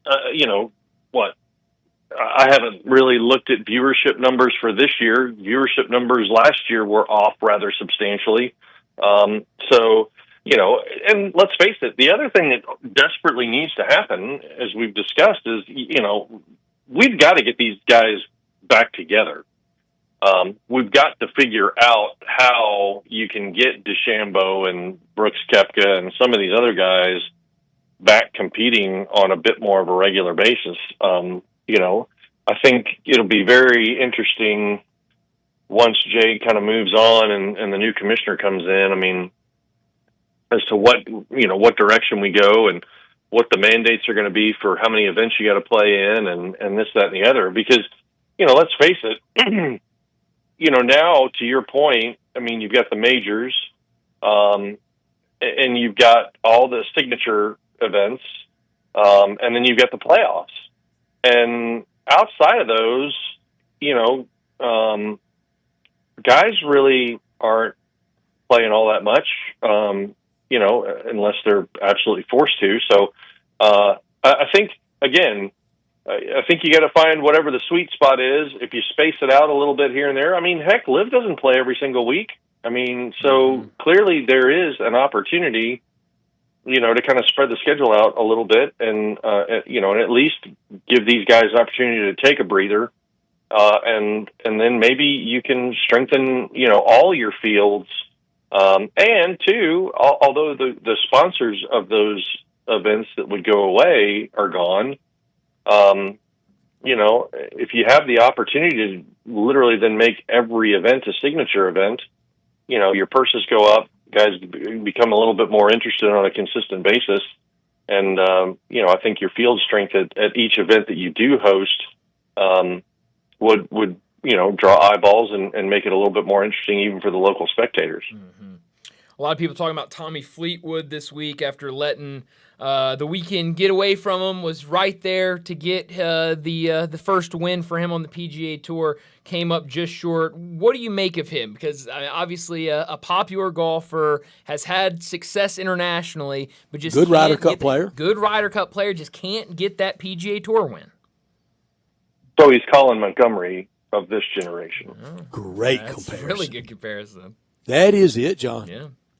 Man, I knew John was coming loaded today. He's locked in today. I could have warned He's you. locked. It's hot grease today. He's coming for blood. It's a simple comparison. Yeah. From that perspective, but very apt. Right on the money. Colin Montgomery was a great international player. Was extremely competitive in multiple majors, had multiple opportunities to win majors, and couldn't do it. Couldn't win. I think it finally took him until the Champions Tour to actually win an event on tour. He never won an event, to my recollection, on the regular tour. So, but he's, I think, this generation's version of Colin Montgomery. Yeah, I think you're exactly right. And then your guy Keegan Bradley getting the win over the weekend, hit some clutch putts at the end. Captain Keegan Bradley. Captain Keegs. What did you make? Might be captain player Keegan. What about that? Have we ever had it? I never remember it in following Ryder Cup. Would you have to go way back to the infancy of the Ryder Cup to get guys that were captains and players at the same time? I could see that happening in the infancy of the Ryder Cup. Could Palmer have been a player captain? You have to go back and take a look, but I think that there's the possibility early on that you definitely had the opportunity for captains and players on the same John, schedule. you are on fire. Arnold Palmer did it in 1963. How about that? Pulled that one out of my hat, boys. Really did. That? You're looking like Keegan Bradley good. Out here. Making bombs and, fist pumping and whatever. I don't know, but I wouldn't imagine the great Arnold Palmer having near the assistant captains as they have now. He was probably close to a one-man band. Oh, yeah, you bet. He'd probably go out and play and then have to sprint. He was probably always in the first group, so that he could get in to be able to make the picks, to be able to be ready for the afternoon, matches. So, but yeah, no, absolutely. It's definitely interesting from that perspective, But, as far as Keegan goes, he's always said that he won't play unless he makes it on points on his own, that he would not be a captain's pick. But I could also see some boys putting some pressure on him to tell him that he needs to be on the team, because I went through it the other day with a couple buddies. It gets extremely interesting beyond a point. When you start looking at Ryder Cup players, and if Keegan doesn't put himself on the team, because, so, we kind of went through this exercise the other day. So obviously you're going to take DeChambeau from Liv. Absolutely. That's like a no-brainer in my book. Absolutely should. Are you going to take Koepka? Probably not. Is there anybody else on the American squad that plays on Liv that you're going to take? I don't think so. No. I don't think so. Then what happens? Because, right now, the bench is not that deep. It's not.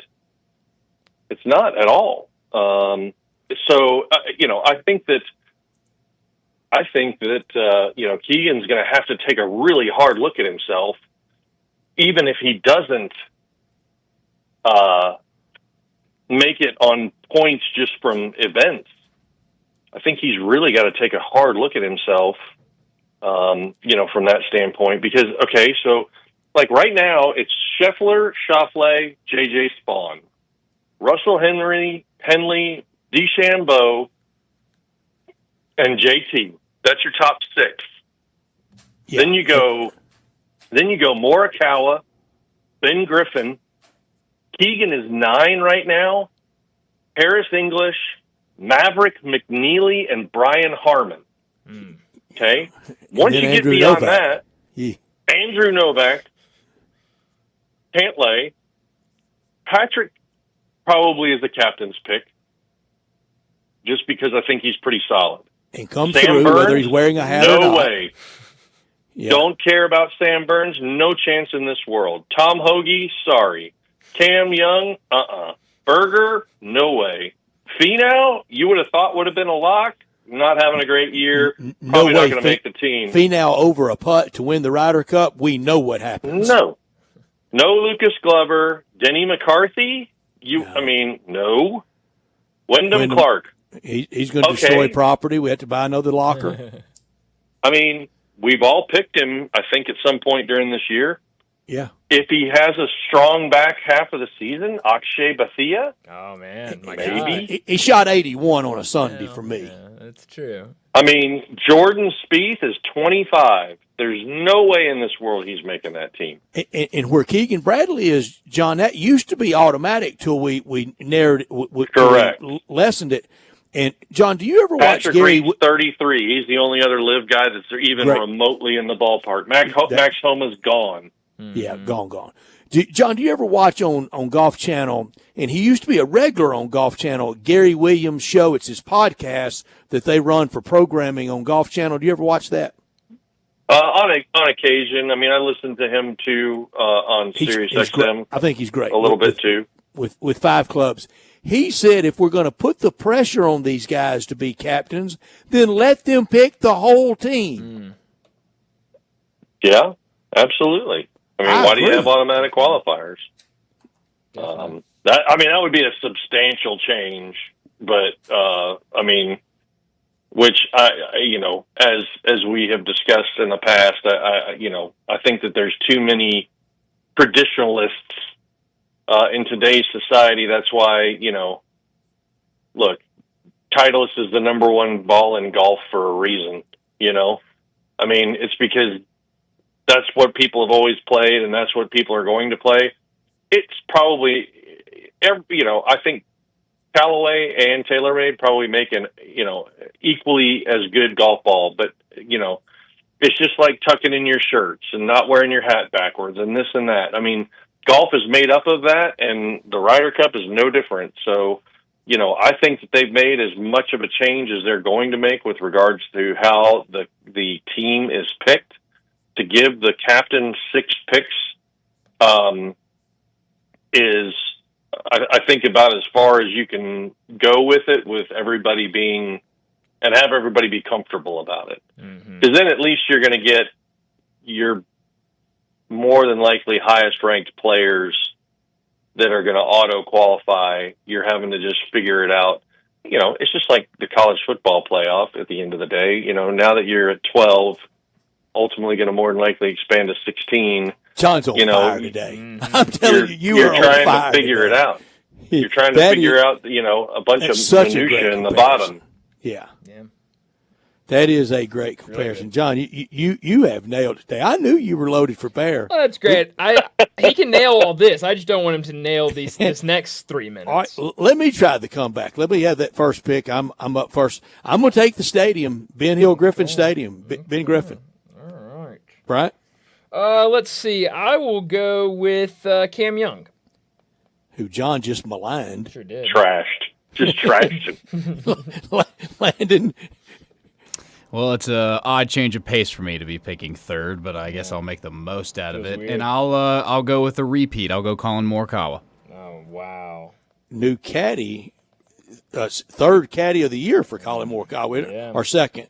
John, take him again, John. Yeah, Captain Keegs is out there. Knock He it won't out. win back-to-back weeks. I will take the aforementioned Patrick Cantlay. He's due. Back around to me for shock. Ricky Fowler. Oh, Ricky. Right? Oh, man, this is a tough one for me. I think I will go with my guy, Akshay Bhatia. I wish you will. Yeah, thank you. I really don't, but Landon. I wish you will. I do this for John. I'm gonna go back to my guy. Give me Min-Woo Lee. He's on my short list. How about that? He wasn't on my long list. John. Man. Well, OWGR is doing a terrible job this week actually showing where everybody is ranked. Everybody in the world rankings right now on OWGR is a dash. So not good. Not good in the least. So let's see. You just ripped on Max Homa. You interested? Take Harry Hall. He was on my short list. Siwoo Kim. Oh, he's outside of the 21, huh? Yeah, Harry Hall. Oh man, way outside. Okay. He's outside the top 70. If he wins with this, I'm done. I'll go Harry Hall. Why not? Oh man, just for giggles. I'll trade you. Just for giggles. I mean, he's like three. He's number 3 in the power rankings on PGAtour.com. I know. He's on my short list. I didn't think you would take him. That's fine. John, unbelievably, we wanted it to quit raining, and guess what? Late June hit in Memphis, and it's quit raining. Late June turned into August very quickly, and we went from a bunch of rain and cooler temperatures to 95 with a heat index of 100 and God knows what, and extremely hot. But look, we've needed it. It's really kind of allowed us to push some growth and really kind of see a lot of our grass start filling in some of these areas. So excited for that. Golf course is really coming around. Kind of really been, had a big day just with a bunch of cultural stuff today, practice-wise, birdie cutting and top dressing and, stuff like that. Greens are looking really, really good. Golf course is really kind of shaping up, finally kind of getting to a point where, although we're still have a lot of clippings and stuff like that, kind of getting the rough back to at least manageable for folks to be able to come play. So it has been nice to see finally some hot temps, those, 150, 160s, during the whole entire day. So we kind of can keep growing during the evening time. So really happy with that. 2-man scramble, tomorrow night, to kind of kick off the weekend, regular weekend of play once again. We do have a really fun event going on for those who are interested on Sunday. Sunday afternoon at 5:30. There are going to be up to, if you sign up, 100 golfers that are going to walk 9 holes. But the interesting part of the whole thing is that everybody is teeing off and playing the same hole at that point in time. So it's a 9-hole event, up to 100 golfers coming out, playing, and everybody's going to play the same exact hole at the exact same time. So should be extremely interesting. Yeah. Haven't really seen anything like this at all before. That will be. Yeah, if 100 people show up and we're playing a 100-person scramble on Sunday afternoon, it will be insanity. But it'll be a lot of fun, which is, kind of apropos for who we are at Timber Trust. Yeah. So, should be a great time. But other than that, should be a decent weekend. Obviously, it'll still be on the warm side. There are some rain chances, just minimal, nothing too crazy, just some afternoon stuff, I'm sure. But again, we're just really happy with where we're kind of getting the golf course. Finally from this standpoint. And if you're looking to book a tee time, you can call us 662-895-3530. You can also call that number to sign up for the 2-man for tomorrow night. And then for tee times as well, you can visit us timbertrustgolf.com. And of course, follow us on social media on Facebook and Instagram at Timber Trust Golf Course. I posted a couple pictures yesterday. We started to do some spraying for Dallas grass that's been on this golf course probably for decades. On some holes, pretty heavily in fairways in a couple areas here and there. We're spraying that. We're going to spray it again in about 10 to 14 days, and really kind of hope we can choke that out and get a really good uniform playing surface for everybody. But unfortunately, something we've inherited is just kind of, as you work through the list, hasn't really gotten there. And finally this year, I finally said I'm sick and tired of looking at it, and we're going to get out there and try to really kind of clean up the fairways from that perspective. So we made that first application yesterday. We'll see a little bit of kind of off coloring of those spots that we just spot sprayed, and then a couple weeks from now, and then probably by August or so, we should be back to being fully green, but it won't really affect playability. It's just going to be a visual thing. But excited to kind of get that project finally started. Yeah. Excited for the weekend, guys. Thanks so much. Absolutely. Glad I've been able to rally back to my rightful position in the standings for now. Whatever. And we'll really look forward to talking to you all next week. Yeah, all right. Have a great weekend, John. We'll talk to you next Wednesday. Mike. All right, guys. Take care. Thanks, John. Thanks, John. All right, bye. You got it. John Goen joining us every Wednesday. We do love him. As much as it really seems do. like we don't. We do. On that Dallas Love grass, you know what John somebody told me one time? If you want to kill it or how to get rid of it, move.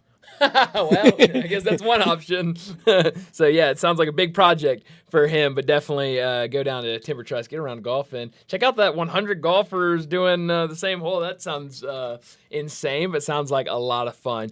We need to go ahead and get to a break. When we come back, this will be fun. We're going to do our final grades for all three sports in the SEC and for the Memphis Tigers, but this time, not just a letter grade. We're doing it by percentage. We'll do that next on Sportstime. Join the voice of the Tigers, Dave Woloshin, for Wolo and Friends. Weekday mornings from 10 to 11, here on Sports 56 and 98.5 FM. Since 1948, in the alley, the Rendezvous. I'm with John Vargas. John, what's going on in the Rendezvous? Brett, after 76 years, we've decided to expand our product line. Anyone who's tasted our ribs is familiar with our vinegar base. It's now available in the 32-ounce jar. It's so good to base or marinate all meats. I even put a little bit on turnip greens. Something we've been using at the restaurant or at our house has been the Greek seasoning. My father was a cook, but my mother was a chef. And she was the one that put Greek seasoning on everything from a Mediterranean diet or steak. My mom used it on soup, salad, veggies, fish, any meat. It's a great seasoning and a flavor enhancer. My brother Nick figured out salt and pepper is more than just McCormick's and Morton's. He's come up with a perfect blend we use to coat our shoulders and our brisket, and he used to make it for his friends as Christmas gifts, and they loved it. All these products are available at Rendezvous or online for shipping as gifts and in many grocery stores. And if they're not in your favorite grocery store, ask your grocer to stock it. A beloved family of berries, still going strong since 1948. Rendezvous.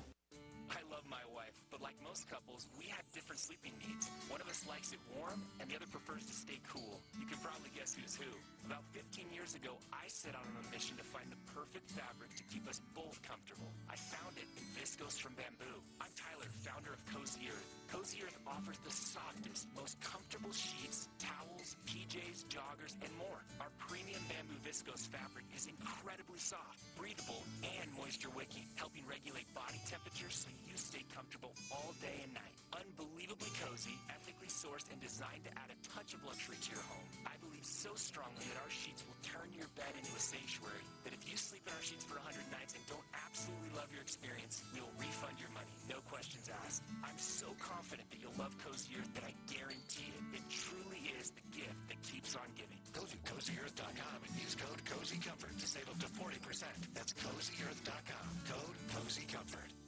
I'm Gary York. I'm the service director of Lexus in Memphis. Our service department wants to be more than just a place where you get your oil changed. We do glass repair, windshield replacement, recalibration of your camera and sonar systems, even wheel repair, tire replacement, all the things you would expect from a luxury automotive dealer. Please check out our website. You can schedule your appointment, check out our specials, hours of operation, or if you'd like to do it in person, please reach out to one of our associates at 901-271-5199.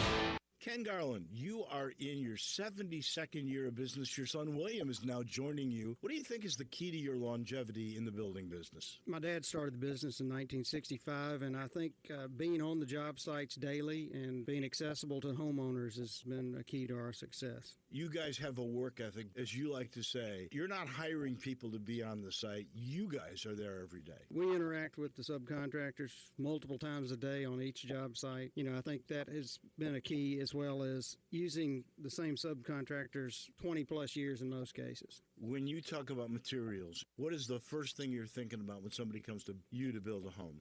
We're just trying to meet the expectations of the client and the homeowner and the architect and give them what their dream is. When you get a Ken Garland home, what do you guarantee? We'll be there after the job is finished. We're still accessible to all our clients. Now I need to know, how do I get a hold of Ken Garland? You can reach us at kengarland.com. This traffic report brought to you by Triangle Meat Company, feeding Memphis since 1967. Open 8 to 5, Monday through Friday, 4790 Summer Avenue. Trust Triangle Meat Company.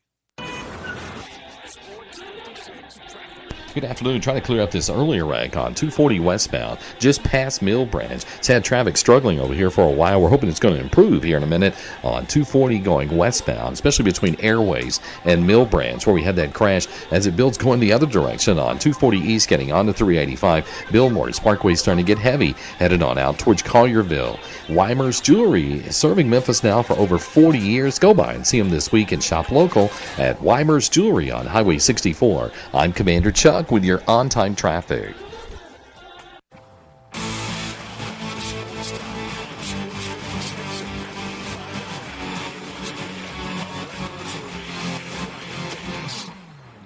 Welcome back in Sports Time. Brian Brett with you live and local inside our Family Leisure Studios. A fun little exercise. We got to get to ranking or final grades for all of the SEC teams and the Tigers, all three sports, percentage instead of just round grade letter. So a little different, made it a little more difficult. Brett, why don't you start us off where you want to start? I want to start with the Tigers. All right, let's start with the Tigers. I give a 92% in football, a 93% in basketball. Okay. And in baseball, we know the struggles. Mm-hmm. So, around 55, 60%. Sure. But I round up, and you can be any kind of teacher you want to be. Mm-hmm. You can round up, you can round down, you can stay straight to the percentages.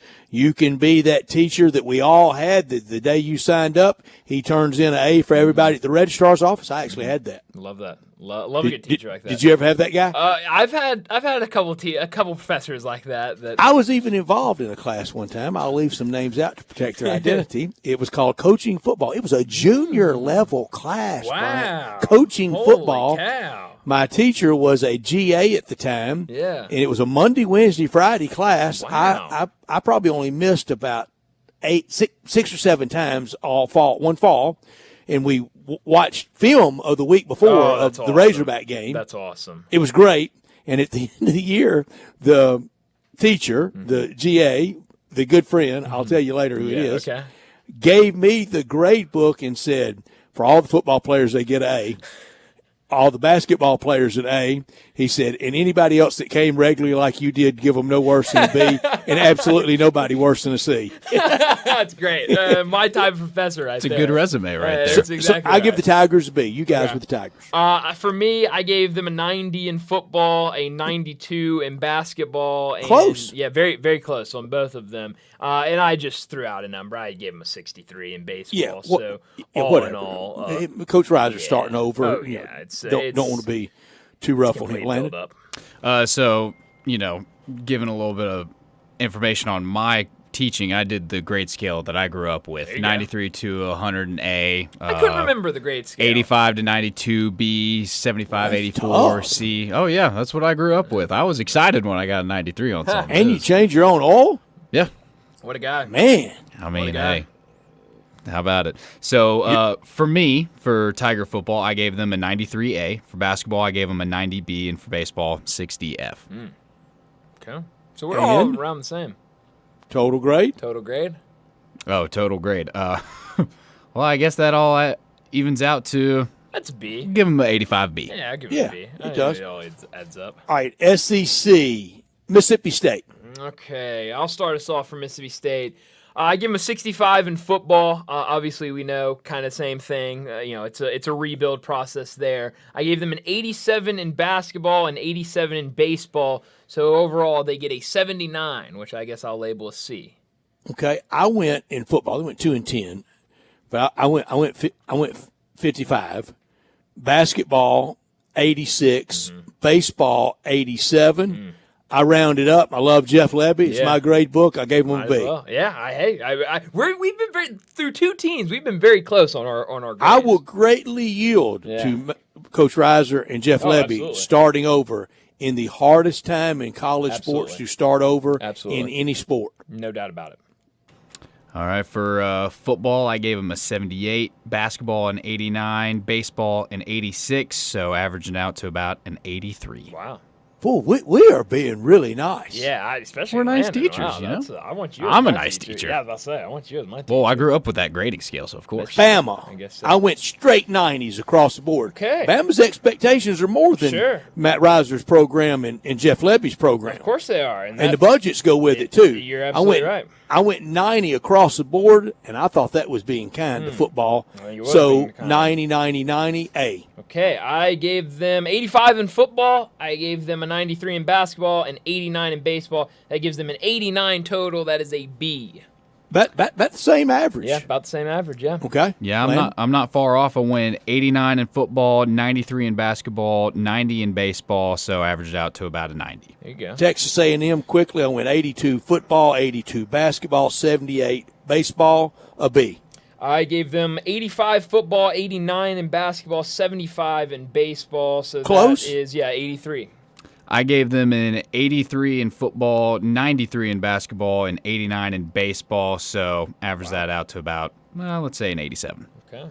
Vanderbilt. Bryant, you first. Oh, man. I tried to be realistic for Vanderbilt. 94 in football, 92 in basketball. 94? 94 in baseball. They get a 94 total, a straight A, an A+. What a year for Vanderbilt. Straight A, for A+ for well, Vanderbilt. that is probably their This report Vanderbilt. card. This is when, like, the bad student comes in and is just trying as hard as he can and is passing Vanderbilt. all these. It's Vanderbilt, exactly. Vandy, baby. I mean, how about that? They get an A. Good job, Vanderbilt. I went 80, football 80, basketball 85, baseball 91. Hey, rounded up. Got to a bowl game, Brett. I mean, that's right. And the That's win right. total was Beat 2.5. Bama. The win total was 2.5 on the season. They got to a bowl game. That's an A. they chanted, "We want Bama" pregame and backed it up. That is an A+ right there.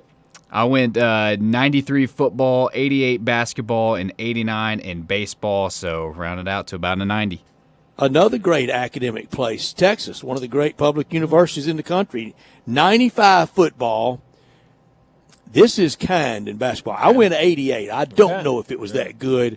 90 in baseball, A at Texas. That's what you expect. Yeah, I gave them 98 in football, and 86 in basketball, and 94 in baseball. So 93, that's an A for Texas. We are really close. Maybe we round each other too much. Maybe. Brett, Maybe. Brett, you and I only had one difference, and that's basketball. I gave him an 85. Wow, okay. Wow. Another great academic place. My alma mater, Arkansas. All right. I went 75 football, 90 basketball, 95 baseball. Okay. A. I went with a 83 for football. I went 95 in basketball. I went 98 in baseball. So that gives them an A, a 92 average for them. I went 80 in football, 92 in basketball, 96 in baseball, giving them about a 93. We are cream puff teachers. We are. Everybody signs Everybody up. love It gets our around. university. It gets around who decide what to take the classes from. Sportstime. Auburn, Landon, you go first. Auburn, I went football. I gave them a 77. Basketball, 97. Baseball, 93. So football really brought them down, but I'll still give them an 88. Okay.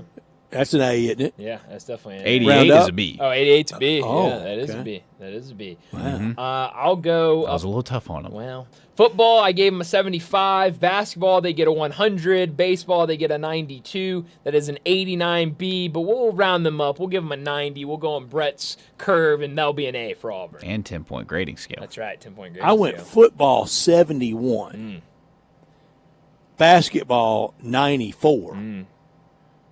Baseball 90. Round up. Yeah. Easy teacher. Hey, Sure, why not? these grades are too easy. Very easy. Hey, we're the good teachers. What can I say? LSU, I went football 90. Basketball 60.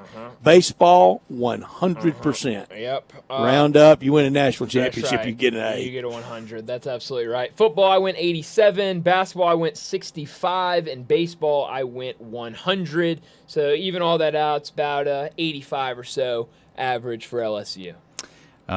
This is the only D I gave. Football, 89. Basketball, 70. Baseball, 100%. Got to give them an A. Yeah, absolutely. Another national champion, Florida Gators. I gave them 80 in football, 100 in basketball, 91 baseball, A.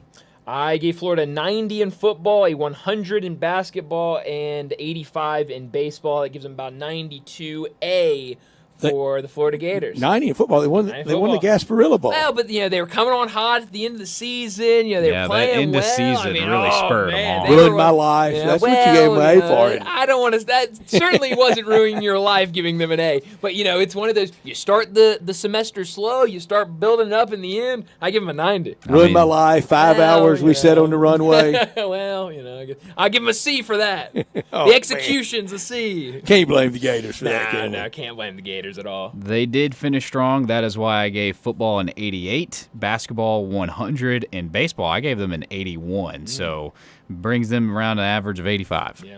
All right, Georgia. I went straight 90s across the board like I did with Bama. A lot more is expected of Georgia out of that, but that'd be an A in my class, but got to do better. Yeah, no, I'm with you. I gave them a 96 in football. I mean, you win the SEC championship, so I at least give them in that range. Basketball, I give them a 90. Baseball, I give them a 92. It's 94A. Good season or good semester for Georgia. What a curve you graded Thank on. For Georgia, I gave a 94 for football and baseball and basketball, gave 85s. Okay, all right. It's about And that 90. is that A or B? 90. On my grading scale, a 90 is a B. Boy, do not sign up for Landon's classes. Hey, it's the tough grading scale that I dealt with my whole life. Ole Miss, I went 90 across the board. Football, basketball, baseball. And this note about Ole Miss, I just saw on Twitter a little bit ago. This year in the Big Three sports, Ole Miss, Clemson, and Tennessee were the only three. All three finished ranked in football, basketball, and baseball this year. That's a good nugget. That's a really good nugget. And for that reason, I give them a 90 in football, a 93 in basketball, an 89 in baseball. That gives them a 91 on my grading scale. That's an A. Yeah, I'll take it. Oh, yeah. Football, 94. Basketball, 92. Baseball, 93. Give them a 93A. Hey, that's a easy A. Kentucky football, 65. Basketball, 85. Yeah. Baseball, 80. Okay. All right. B. I gave Kentucky football a 70. I gave basketball a 93. And baseball, I gave an 88. So that's around 84. So it's a B on my scale. I think it's a C on your scale, Landon. True that. Football, I gave them a 65. Basketball, 89. And baseball, an 86. So bring them about 83. All right. Mizzou football, 90. Basketball, 85. Baseball, 50%. B. Yeah, no, we are very similar in this one. I give football a 90. I give basketball an 88. Basketball, I give a 60, and that gets them around 78, 79%. They got to try a lot harder in baseball. Yeah, no, it's been rough the last 2 seasons. Yeah. Football, I went with a 94. Basketball, 92. Baseball, 60. So that brings them down. I'll still give them an 87. That's a B. Yeah. Oklahoma, 78 in football. That bowl game will stay with me forever. Cool. 85 in basketball, 80 in baseball, a gentleman B. Yeah, I gave football 71. I gave basketball an 85. Baseball, I gave an 83. So that's around an 80. So I guess they barely get there with a B. Football, I gave them an 80. Basketball, a 90. Baseball, an 85. So we'll average it to about 86. Give them a B. I like it. South Carolina, 90% in football. Bowl game hurt them. 55% in basketball. Wow. And 60% in Holy baseball. Cow. Wow. All right. I gave South Carolina an 85 in football. I gave them a 73 in basketball, and I gave them a 65 in baseball. So that is about a 75, so that would be a C for them. I went 90 in football, 78 in basketball, and 82 in baseball. So fairly low, but I think it's an 84C. All right. Here's a surprise. Valedictorian. Who's number one student in the SEC or the Tigers class last year? Oh, geez. Mine's Florida basketball. Yeah. Oh, yeah. Just one sport. It definitely Florida basketball. Absolutely. Mm-hmm. They were incredible last year. So that's some good grading out there for the SEC and the Memphis Tigers. But we got to get to a quick break, and when we return, it'll be time for Big Number of the Day. Broadcasting from the Family Leisure Studio, we are Sports 56 and 98.5 FM. Pools, and more pools. Yes, it is pool time at Family Leisure. Family Leisure is already booking pool installs, so you need to buy now and get on that list. 24-foot pools start at $19.99 install. Liners are starting at $2.99. You're going to need some pool accessories, so they're all up to 20% off. Not quite ready for a pool? That's fine. Get a 5 or 6 person hot tub starting at under $7,000. You can also go for a swim spa or perhaps a cold plunge tub. Those are now $2,000 off. Get patio furniture up to 50% off on select sets. Buy your pool now. Get on that install list. Mention this commercial, and your install is free. It's underlined in the in-bold print, so you know it's big. It's pool time at Family Leisure. Family Leisure, Whitten Road at I-40, where family and fun come together. Something amazing is happening in data management. Even though storage needs are constantly changing, companies are only paying for what they need now. That's because CDW customized a Pure Storage Evergreen One SLA-driven storage as a service solution that delivers enterprise-grade hybrid cloud storage that is effortless, efficient, and evergreen.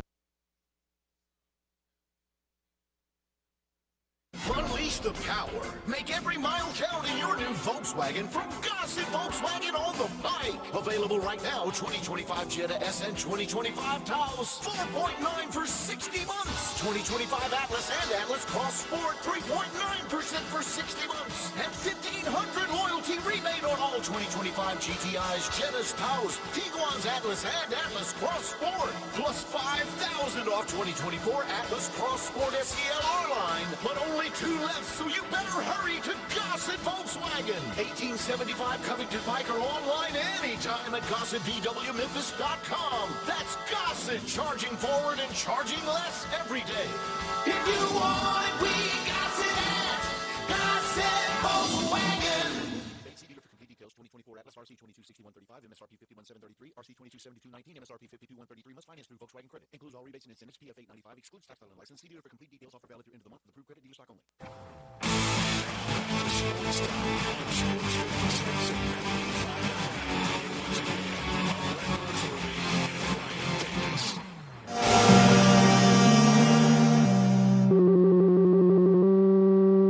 Big Daddy. Hello, Big Brand. It's a guy, he wants to be big, then he gets big, he doesn't want to be big anymore, then he gets small, but the suit's too big. Big Daddy. The big boy. You're a big guy. I think she's trying to pull a fast one on Big Daddy. The big number of the day. Well, Brett, my big number today is the number 3, and it comes from Major League Baseball, and it comes from former Tennessee Volunteer Christian Moore. Last night in the Angels game. They scored 3 runs, and Christian Moore finished the game with 2 hits and 3 RBI. Just an incredible performance from Christian Moore. This comes from OptaStats on Twitter. Christian Moore hit a game-tying home run, hit a walk-off home run with his team trailing, and drove in all of his team's runs. No other player in MLB history has done all of that in the same game. It was done last night with Christian Moore and giving the Angels a 3-2 win over the Red Sox. My big number is 6. Cooper Flagg will be the 6th Dookie selected number 1 overall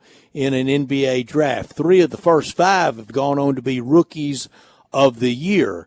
Art Hyman did not. He was the 1963 MOP of the Final Four on a third-place team. Wow. One of those. How about that? What were they thinking of? Yeah, I don't know about all that. I mean, Loyola wins it all. You can't vote for somebody for Loyola. I mean, at least somebody in the championship game. How about that? I mean, Art Hyman for Duke, Elton Brand, Kyrie Irving, Zion Williamson, Paulo Banchero, and tonight will be Cooper Flagg, no doubt. Yeah, no, that's a good list of guys. And Cooper Flagg, I already saw, I retweeted it on my Twitter, but about an hour and a half ago, Duke basketball tweeted out something. What did it say? It said, "Congrats, Dallas Mavericks," and it was a highlight clip of Cooper Flagg. So I mean, we all know where it's going tonight. So shouldn't that pick be in about 30 seconds? Yeah, you would think, but we know that's not how it works. Unfortunately, We got to run B-roll. Got to run B-roll. Got to chat. And Got get to a do lot it all. of Jay Billis tonight. Oh yeah, no, it's gonna be a lot of. Enjoyed my 2.5 Billis. month break from Jay Billis. Well, you're gonna get a lot of them tonight, and probably tomorrow night too. But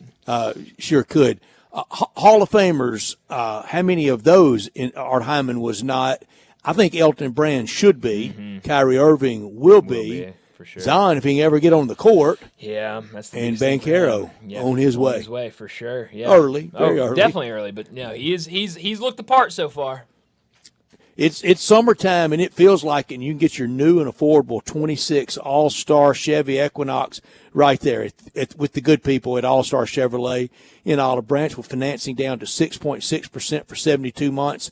At All-Star in Olive Branch, the new 25 Silverados with $6,500 cash back and financing to 2.9 for 36 months. Go big and get a new Silverado 2500 HD with financing as low as 3.9 for 60 months and not a single payment for 90 days.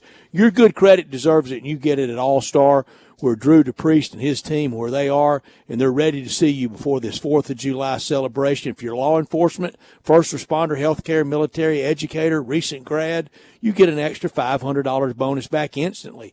All the certified and pre-owned you can imagine, they have them. They also have a Corvette Stingray, Tahoe, Silverados, more than any one place, in one place and anywhere in the area. If you have any vehicle you want to sell, bring it to All-Star, and you'll get the most money back for it today. Vacation, road trips, and all your summer fun should start right there in Olive Branch with our friends at All-Star Chevrolet. Let's drive something from All-Star this summer. For more information, go to allstarautogroup.com. Well, let's wrap up this second hour, get to another break, and when we return, we're talking Grizzlies and the NBA with Rob Fisher.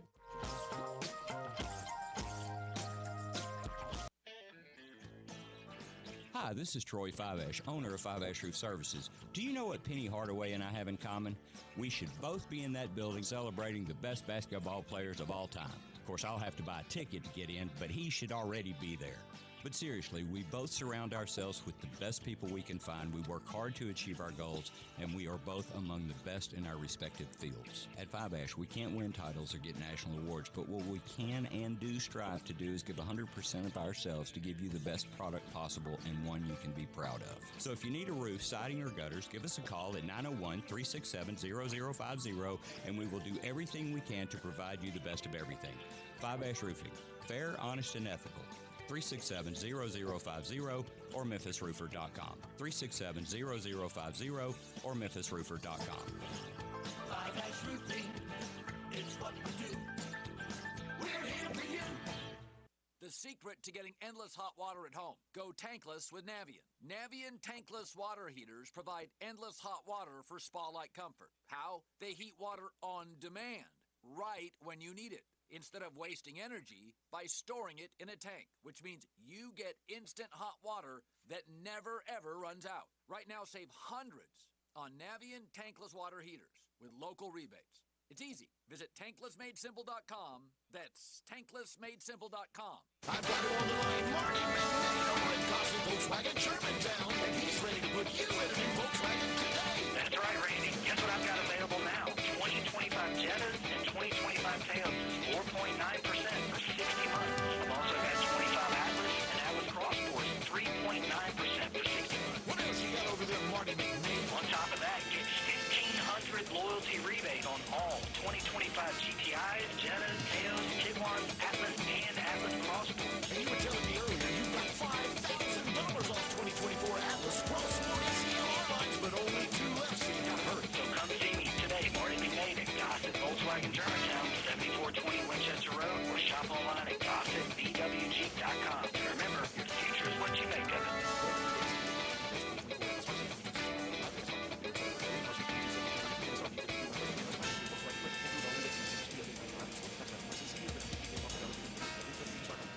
Take your basketball skills to the next level at Shoot 360 Memphis. Shoot 360 is a revolutionary basketball training facility that combines cutting-edge technology with gamification and provides instant objective feedback, hands-on, one-on-one expert coaching. And now, introducing Shoot 360 for you, a newly renovated 50,000 square foot facility with 2 NBA regulation-sized courts, 3 high school-sized courts, and 4 shooting bays with Shoot 360 technology. Memberships are now on a monthly basis. And yes, you can become a member in both locations. Whether you're an aspiring young talent, NBA player, or looking for a unique workout, all skill levels are welcome at Shoot 360 Memphis to learn proper shooting and passing techniques, improve fundamentals, and gain a competitive edge while having fun. Shoot 360 Memphis now in Cordova and Collierville. Call them today at 901-779-3176.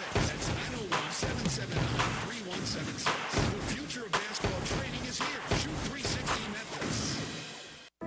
Extraordinary events from once in a blue moon, and right now, even the most extravagant luxuries are well within reach. The one and only May sale is back at Sissy's Log Cabin, and you can save up to 50% on nearly everything in the store. This is your chance to get the service, selection, and experience that makes you feel like family at the best prices of the year. Guaranteed. Don't miss the one and only May sale at Sissy's Log Cabin, because life's too short for ordinary jewelry. This traffic brought to you by Raleigh Tire Auto Service, your local family-owned business for over 60 years. Sports 56 traffic. Good afternoon, Midtown traffic starting to get a little bit heavier here in the last few minutes. I-40 up by Chelsea as it builds south of Memphis. Traffic pushing on down into DeSoto County on 55 going southbound over here at State Line Road. It's only going to get busier in the next 10-15 minutes most likely on 240 on to 385. Hey, Dandelions Crabgrass Lawn Solutions here in Memphis says give them a call. Here's the number, 867-5626. I'm Commander Chuck with your on-time traffic.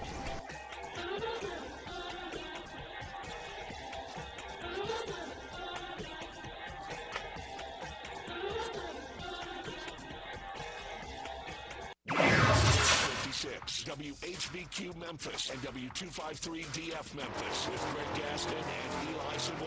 Weekday mornings from 7 to 10. Now, back to Sports Time on Sports 56 and 98.5 FM. This hour brought to you by Jaguar Land Rover Biloxi. Once again, Say you stand by your man. Welcome back into Sports Time. Bryant and Brett with you live and local inside our Family Leisure Studios as we start our third and final hour. And we got to talk the Grizzlies and the NBA with Rob Fisher. He joins us from the Grizzlies FanDuel Sports Network. Rob, thanks so much for joining us. I guess draft day, the biggest question is, what do you think the Grizzlies will do? What do you think they should do tonight with that number 16 pick? Man, I don't know what they're going to do. I knew that answer was coming. Come on now. Yeah. We can't have that answer. Well, that's the answer you're going to get. I have no idea. My pick is Cedric Coward. I like it. Yeah, Brian that's what I'm does going like with. I do like that would be 2 years in a row from Washington State, Rob. Yeah. That's right. I got him. I got a couple of other names, but that's the one that I've kind of targeted at 16 for the Grizzlies. But as you said, I mean, who knows? Who knows what they're going to do? I saw a report later this afternoon that said that the Grizzlies were looking to move up. New Orleans also looking to move up, possibly into the top 10, so that wouldn't surprise me. If they move down, it wouldn't surprise me. If they decided to move out completely, that wouldn't surprise me. So, but the Grizzlies like to make deals on draft night, and I've said this before. I think when the Grizzlies target a guy, they target a guy, and they'll go get him, whether it's the right spot for that guy or whether it's too high or too low. If they target him, they're going to go get him, and they'll go get him whatever they think they need to get him. So it wouldn't shock me if they moved. If I had to guess tonight, I'd say they move out of 16. Rob, I said earlier it could be a late night at FedEx Forum, but now with the draft over 2 nights, I don't think we're having that 2 or 3 o'clock in the morning at FedEx Forum tonight because, used to we'd get everything done and that would kick off a lot of things. Now you're going to be there 2 days, but I don't think you'll be there at 2 in the morning. Well, I sure hope not, because we're doing Grind City Media is doing a draft show tonight, and I got the second half from 8:30 to 10. So I hope it doesn't go past 10. Tote board, please, at 2 o'clock in the morning. Yeah, so I'm hoping it doesn't go past 10 o'clock, and but we'll see. I mean, the first round seems to drag on. It always does. So we'll see how fast it goes, but. I don't know if I like the 2 days. I mean, the second round is virtually nothing, and that's the second round tomorrow with a lot of guys that no one's ever heard of. Grizzlies will have a couple of picks in there, so I guess it's worth watching. But I don't know. Second round of the NBA draft isn't as thrilling as the second round of the NFL draft. Mm-hmm. No, I've asked Brian a couple of times, Rob, when and what will turn Oklahoma City into the evil empire. Well, seeing that they want to deal up into the and make a better first round pick, that's the opening. That's how you start becoming the evil empire. Well, that's the way that they're going to have. When their players come up for contracts, that's the way that they're going to have to fill the roster. Is find more guys that are going to be replacing older guys or guys who are going to be paid and might not be able to stay with Oklahoma City. That's how you do it. Absolutely. And it looks as though that's kind of what they're looking at doing. Again, their biggest needs this offseason are if they acquire players, they got 2 first-round draft picks. If they acquire 2 first-round draft picks, they got to get rid of 2 players. I mean, that's their biggest assignment, I think, this offseason is just replacing guys and who they're going to replace. So, yeah, it's a nice situation to be in, and they're in a heck of a situation right now, But you're exactly right. I mean, when you need to fill out your roster, and when it gets crunch time, when these guys start getting paid and you start losing guys off your roster, you have to replace them with young guys who don't make a lot of money, and that starts with guys getting drafted and potentially guys that you can get in a top 10 of a draft. Mm-hmm. Well, I guess we did move awfully fast off of the Oklahoma City Thunder actually completing their season and winning the NBA Finals. The big question now is how many more for the Oklahoma City Thunder are we going to see, like Brett said, that evil empire, that dynasty for OKC? What did you make of their season as a whole, and do you think we're seeing the start of a dynasty? I thought it was I thought they were the best team from start to finish. When the playoffs started, I thought Oklahoma City would win the championship. They did. So they were fantastic from start to finish. However, I think in the playoffs, they didn't overly impress me. Couple of series taken to 7 games. Both series I didn't think would go 7 games, the Denver series and the NBA Finals. So that surprised me a little bit. That makes me a little hesitant to say that this is a dynasty that's starting. We have had 7 different champions in 7 different years. I think Oklahoma City was at the top of the West this year, but I think everybody else was really close. And I think when you look at teams like Indiana, I think there are a lot of teams in the West that are close to Indiana. I think when you look at Denver, there were certainly a lot of teams that were close to Denver. So I think it might be a little closer to OKC than what the standings showed at the end of the regular season. I think it's very difficult to have a dynasty in the NBA these days, as shown by the number of champions we've had in the last 7 years, having 7 of them. So I don't know. I'd hold back on that just now, only because I thought the way they played in the regular season, they'd blow through the playoffs, and they didn't. So I think it was a little tougher for them than what we thought. And so to me, I'm not ready to label them a dynasty just yet. I think it'll be closer next year in the Western Conference, and I think it'll be much tougher for them. I mean, they got to come back in 4 months and do it again. Mm-hmm. And, when teams have to come back in just 4 months and do it again, they tend to get off to slow starts. Well, what will that do to Oklahoma City if they get off to a slow start next year? Will they be able to rebound from that? So I think it'll be interesting. I think it's going to be much more difficult next year for Oklahoma City than it was this year. And they will very much be the hunted. Yes, absolutely. And not that they weren't this year, but even more so next year, because now they are NBA champs. That they will definitely be the hunted every night that you see them on the schedule. And every team in the West knows that that's the team that we're trying to catch. So yeah, they'll be at the top of everybody's list when the schedule comes out in August. Who's closer to catching them, Denver or the Clippers? I would say Denver, just because you have the best player in the world. That gives you a chance. The Clippers, I don't know what the Clippers are missing, but the Clippers just don't have it together yet. And a lot of it has to do with health. We know that from the past years, that they just haven't been healthy throughout the course of the season. And they were pretty healthy this year with Kawhi Leonard, and Kawhi was spectacular. And come playoff time, Kawhi was great. And the Lakers were really good, but they weren't good enough. Now, what can you do? You don't have a lot of money. You don't have a lot to work with if you're the Clippers. So how do you get better in this offseason to try and get closer to Oklahoma City? I don't know if they're capable of doing it. Well, other than those two, who else do you think will be right on their heels next year? If they're not the Western rep in the NBA Finals next year, who do you think it should be? Well, I think you got to look at Minnesota.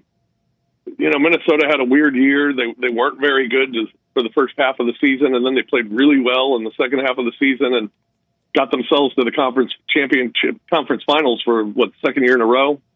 Or they didn't get to the conference finals, did they? Yeah, they did. Yeah, they did. 2 years in a row. Yeah, for the second year in a row. So you're right. You're not even sleep deprived yet. Man, let me tell you something. This playoffs lasted forever. It sure did. But I think Minnesota is certainly one of those teams. Houston certainly is going to be one of those teams that everybody's going to like when the season begins. But how many games is Kevin Durant going to play? That's going to be huge for them. Well, he played in 62 this year. I'll bet anybody, a small wager, Coca-Cola bet, he doesn't play in 62 next year. And if he doesn't, then they will not be formidable in the playoffs. I don't think they'll be formidable in the regular season, which will set them up to Good have seed. a rough go in the postseason. So I think you're right there. And whatever the Grizzlies end up doing, I think the Grizzlies, if they didn't make the Desmond Bain trade, I'd say, well, there are some things the Grizzlies need to do, but they could be in the middle of that pack as well. And now they make the Desmond Bain trade. So, where are we now and what else is going to be done here this offseason? So it's still way too early to tell, but I guess Houston and Minnesota would be the two teams I'd point out, at least right now as things stand today. Yeah, absolutely. Over in the Eastern Conference, we know, Pacers, kind of a similar team like Minnesota, back-to-back Eastern Conference Finals. This year they were able to get through to the NBA Finals, but that Achilles injury we saw to Tyrese Halliburton. Now you look, three teams out there with star players with Achilles injuries going into next season. It feels like the East is going to be pretty wide open. You just mentioned the Desmond Bain trade. Feels like Orlando might be in a good spot next year to have to make things look easy in the East and maybe get one of those high seeds. Who are kind of the teams to watch for you in the East next year?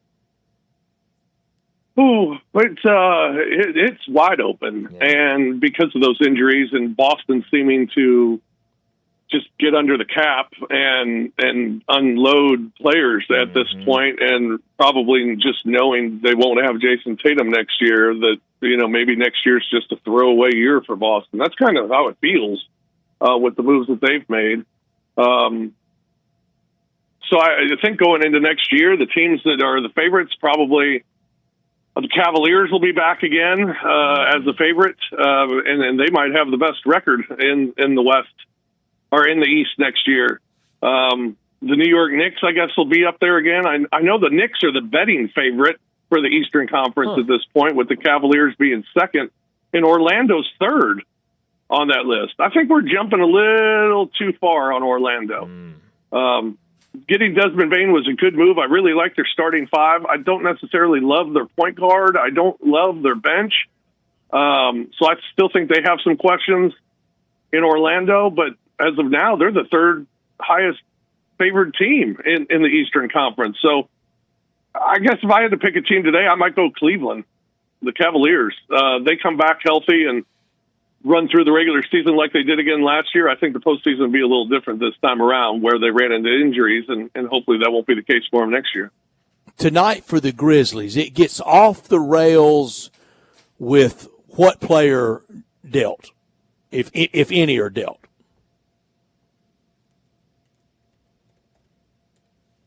Like tomorrow, you're talking bad about the team, or?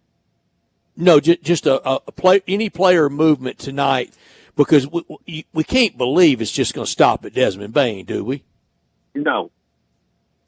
I don't think it'll be if there's a move tonight that would include the pick and include a player, I think you're looking at a guy that I don't think will shake up the world. And that could be dealing KCP. That would surprise me. I'm talking like a John Conchar. Mm-hmm. Something that wouldn't shake up things too much. Because I think when you move picks, you generally don't have to move a lot in the pick swaps and throw in players and throw in draft picks and things like that. I think the Grizzlies would like to make a move where they can throw in a player or two. And get off that contract. So that's the type of move that I would expect. I wouldn't expect anything major, any of the major pieces of this Grizzlies team going forward. And a lot of these pick swaps, it's just filler. So few of them would really ever pan out. Yeah, and not only that, then you're trading for multiple second-round picks and things like that, and who knows? Yeah, and who knows what those will all end up being. You look at those more as assets than you do as actual bodies that you're going to get. That's almost, Rob, like trying to get somebody actually in baseball to explain the Rule 5 draft. Yeah, good luck. Nobody can. No. I mean, real baseball people. Scott Boras can't explain the Rule 5 draft. Don't know what it means until the guy's playing and they say, "Oh, he's a Rule 5 guy." Still don't know what it means, but it's like, "Oh, okay, good. Good for him." That's like winning the lottery, right? Exactly.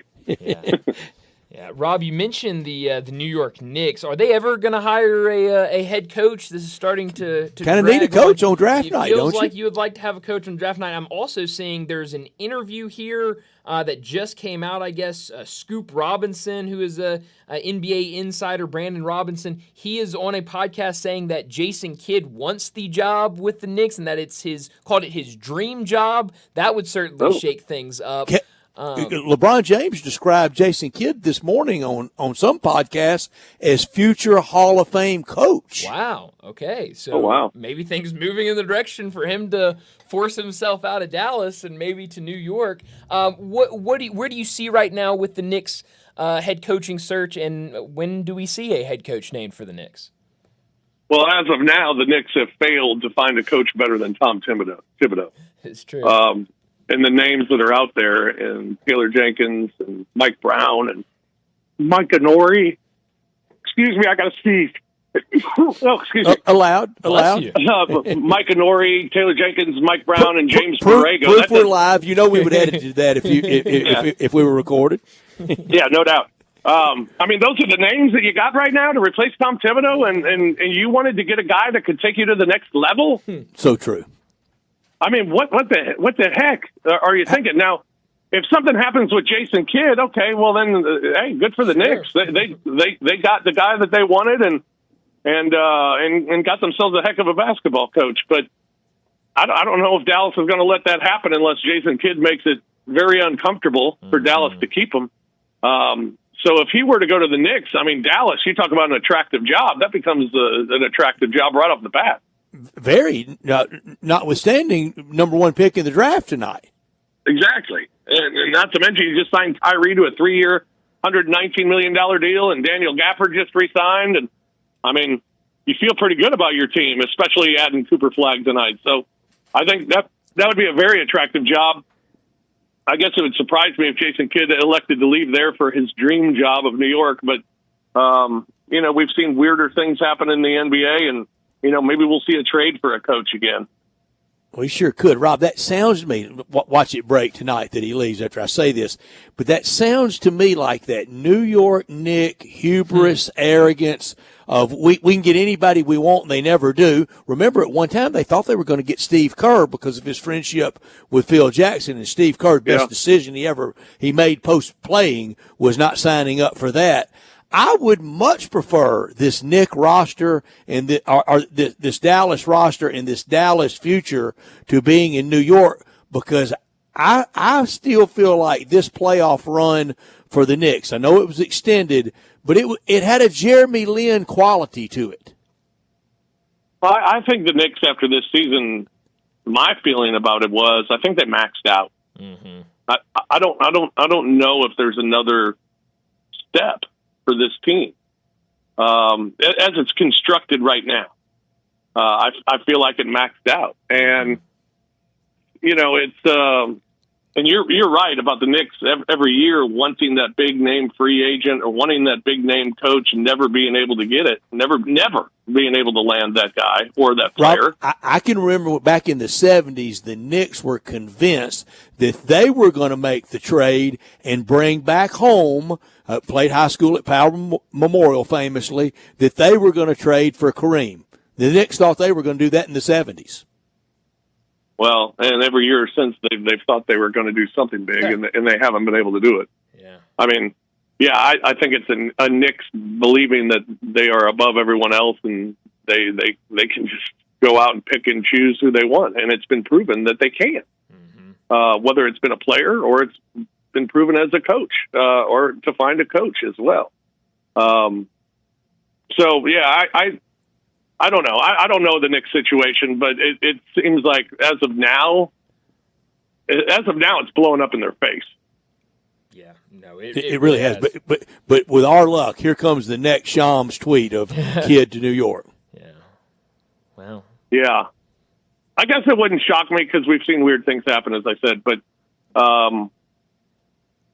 boy, at this stage of the process, and if you're Jason Kidd, I mean, my God. If you want to be a coach, you're in a hell of a position. I don't know why you'd want to leave Dallas at this point. And the whole tax advantage thing. We hear the Texas tax advantage. You're going to New York where they love taxing you. They do love taxing you, and there's nowhere to live close to the arena or to the practice facility, or it's just a pain in the ass more than anything being part of that franchise. Yeah, I certainly wouldn't make that move, but hey, maybe that's Rob. what he wants to do. We have loved our Wednesdays together. We'll check in after this Absolutely. one. We promised all the way through the NBA Finals and the night of draft night. Thank you so much for all your great time and the fun and the information, and we'll be checking on you. We'll miss you on the roundtable at SEC Media Days. Yeah. But we'll I'm have gonna you on miss for that. Yeah. Yeah, I'm going to miss that too. This is, I guess, counting COVID, this is like the second time that I've missed in my 22 years here. Yeah. So, yeah, it's I'll be disappointed to miss SEC Media Days this year, but that's all right. I'll be ready for the football season. Absolutely. Heck yeah. Absolutely. Rob, where can we watch you tonight with the draft show with Grind City? Yeah, Grind City Media. You can watch it on the Grind City Media app. for the Grind City Media YouTube channel. It goes from 7 until 10, and everybody in Grind City Media is going to be involved. Brevin Knight will be there. Pete Franica will be there. We'll have Gary Parrish, Chris Vernon, Devin Walker. Michael Wallace is live from Brooklyn at the draft itself. Gary's in New York as well, working for CBS, so he's going to join us and take some time out to join us. Jessica Benson's going to host the first half of the program. Lang Whitaker is going to be a part of it. Devin Walker. I mean, everybody who's at Grind City Media, John Roser, Bennett Doyle. We got all hands on deck tonight for the draft. Absolutely. Sounds like a ton of fun. Rob, as always, thanks so much for joining us, and we'll catch back up with you soon. Sounds great, guys. Always a pleasure. Thanks, Rob. Thank you, Rob, so much. Thank you. Rob Fisher joining us from Grind City Media, also from the Grizzlies FanDuel Sports Network. And yeah, but Brett, I'll be honest, I kind of forgot that this was the last time we were going to have Rob on for a while. And so when you started saying that, I was like, no more Rob on Wednesday, but we'll definitely catch up with him a lot. Oh, he's been fantastic. You know for sure we'll catch up with him when he does his artistry on schedule reveal day. But we'll catch up. We'll get football conversation from him, but we will miss him this year so much. I'll miss him so much at media days. Absolutely. So yeah, always love having Rob on with us. Well, we need to get to a break here in a second. Before we do that, let me remind you about our 5 o'clock sponsor. It's Jaguar Land Rover Bluff City. Head down to Jaguar Bluff City. They've been the premier Jaguar dealership for the greater Memphis area since 1984, and their talented team is ready to help you find your next perfect vehicle at unbeatable rates. Swing by Jaguar Land Rover Bluff City today and check out the new 2025 models like the 2025 Range Rover Sport, the 2025 Range Rover Velar, or the 2025 Defender. Test drive the Range Rover Sport, where luxury meets performance. It's a perfect mix of style, performance, and versatility, with options ranging from 360 horsepower up to 635. It's also available as a plug-in hybrid electric vehicle with $7,500 federal tax credit when leased with approved credit. Take a look at the Range Rover Velar, powered by mild hybrid technology and enhanced with the latest well-being features and fully connected entertainment system. The Range Rover Velar is the ultimate luxury compact crossover. Purchase yours today and get a special 4.4% for 72 months financing available with approved credit. Don't forget about the Defender, available in multiple models to fit your needs. The Defender is built for the modern explorer, and Jaguar Bluff City is offering special interest rates for 60 and 72 months on various models. Give them a call, 877-259-6169. Go online to jaguarbluffcity.com, but head out there and test drive these vehicles. 6335 Will Cove, just off of Quince, for Bluff City Jaguar. Well, let's get to a break, and when we return, we'll talk about what's trending.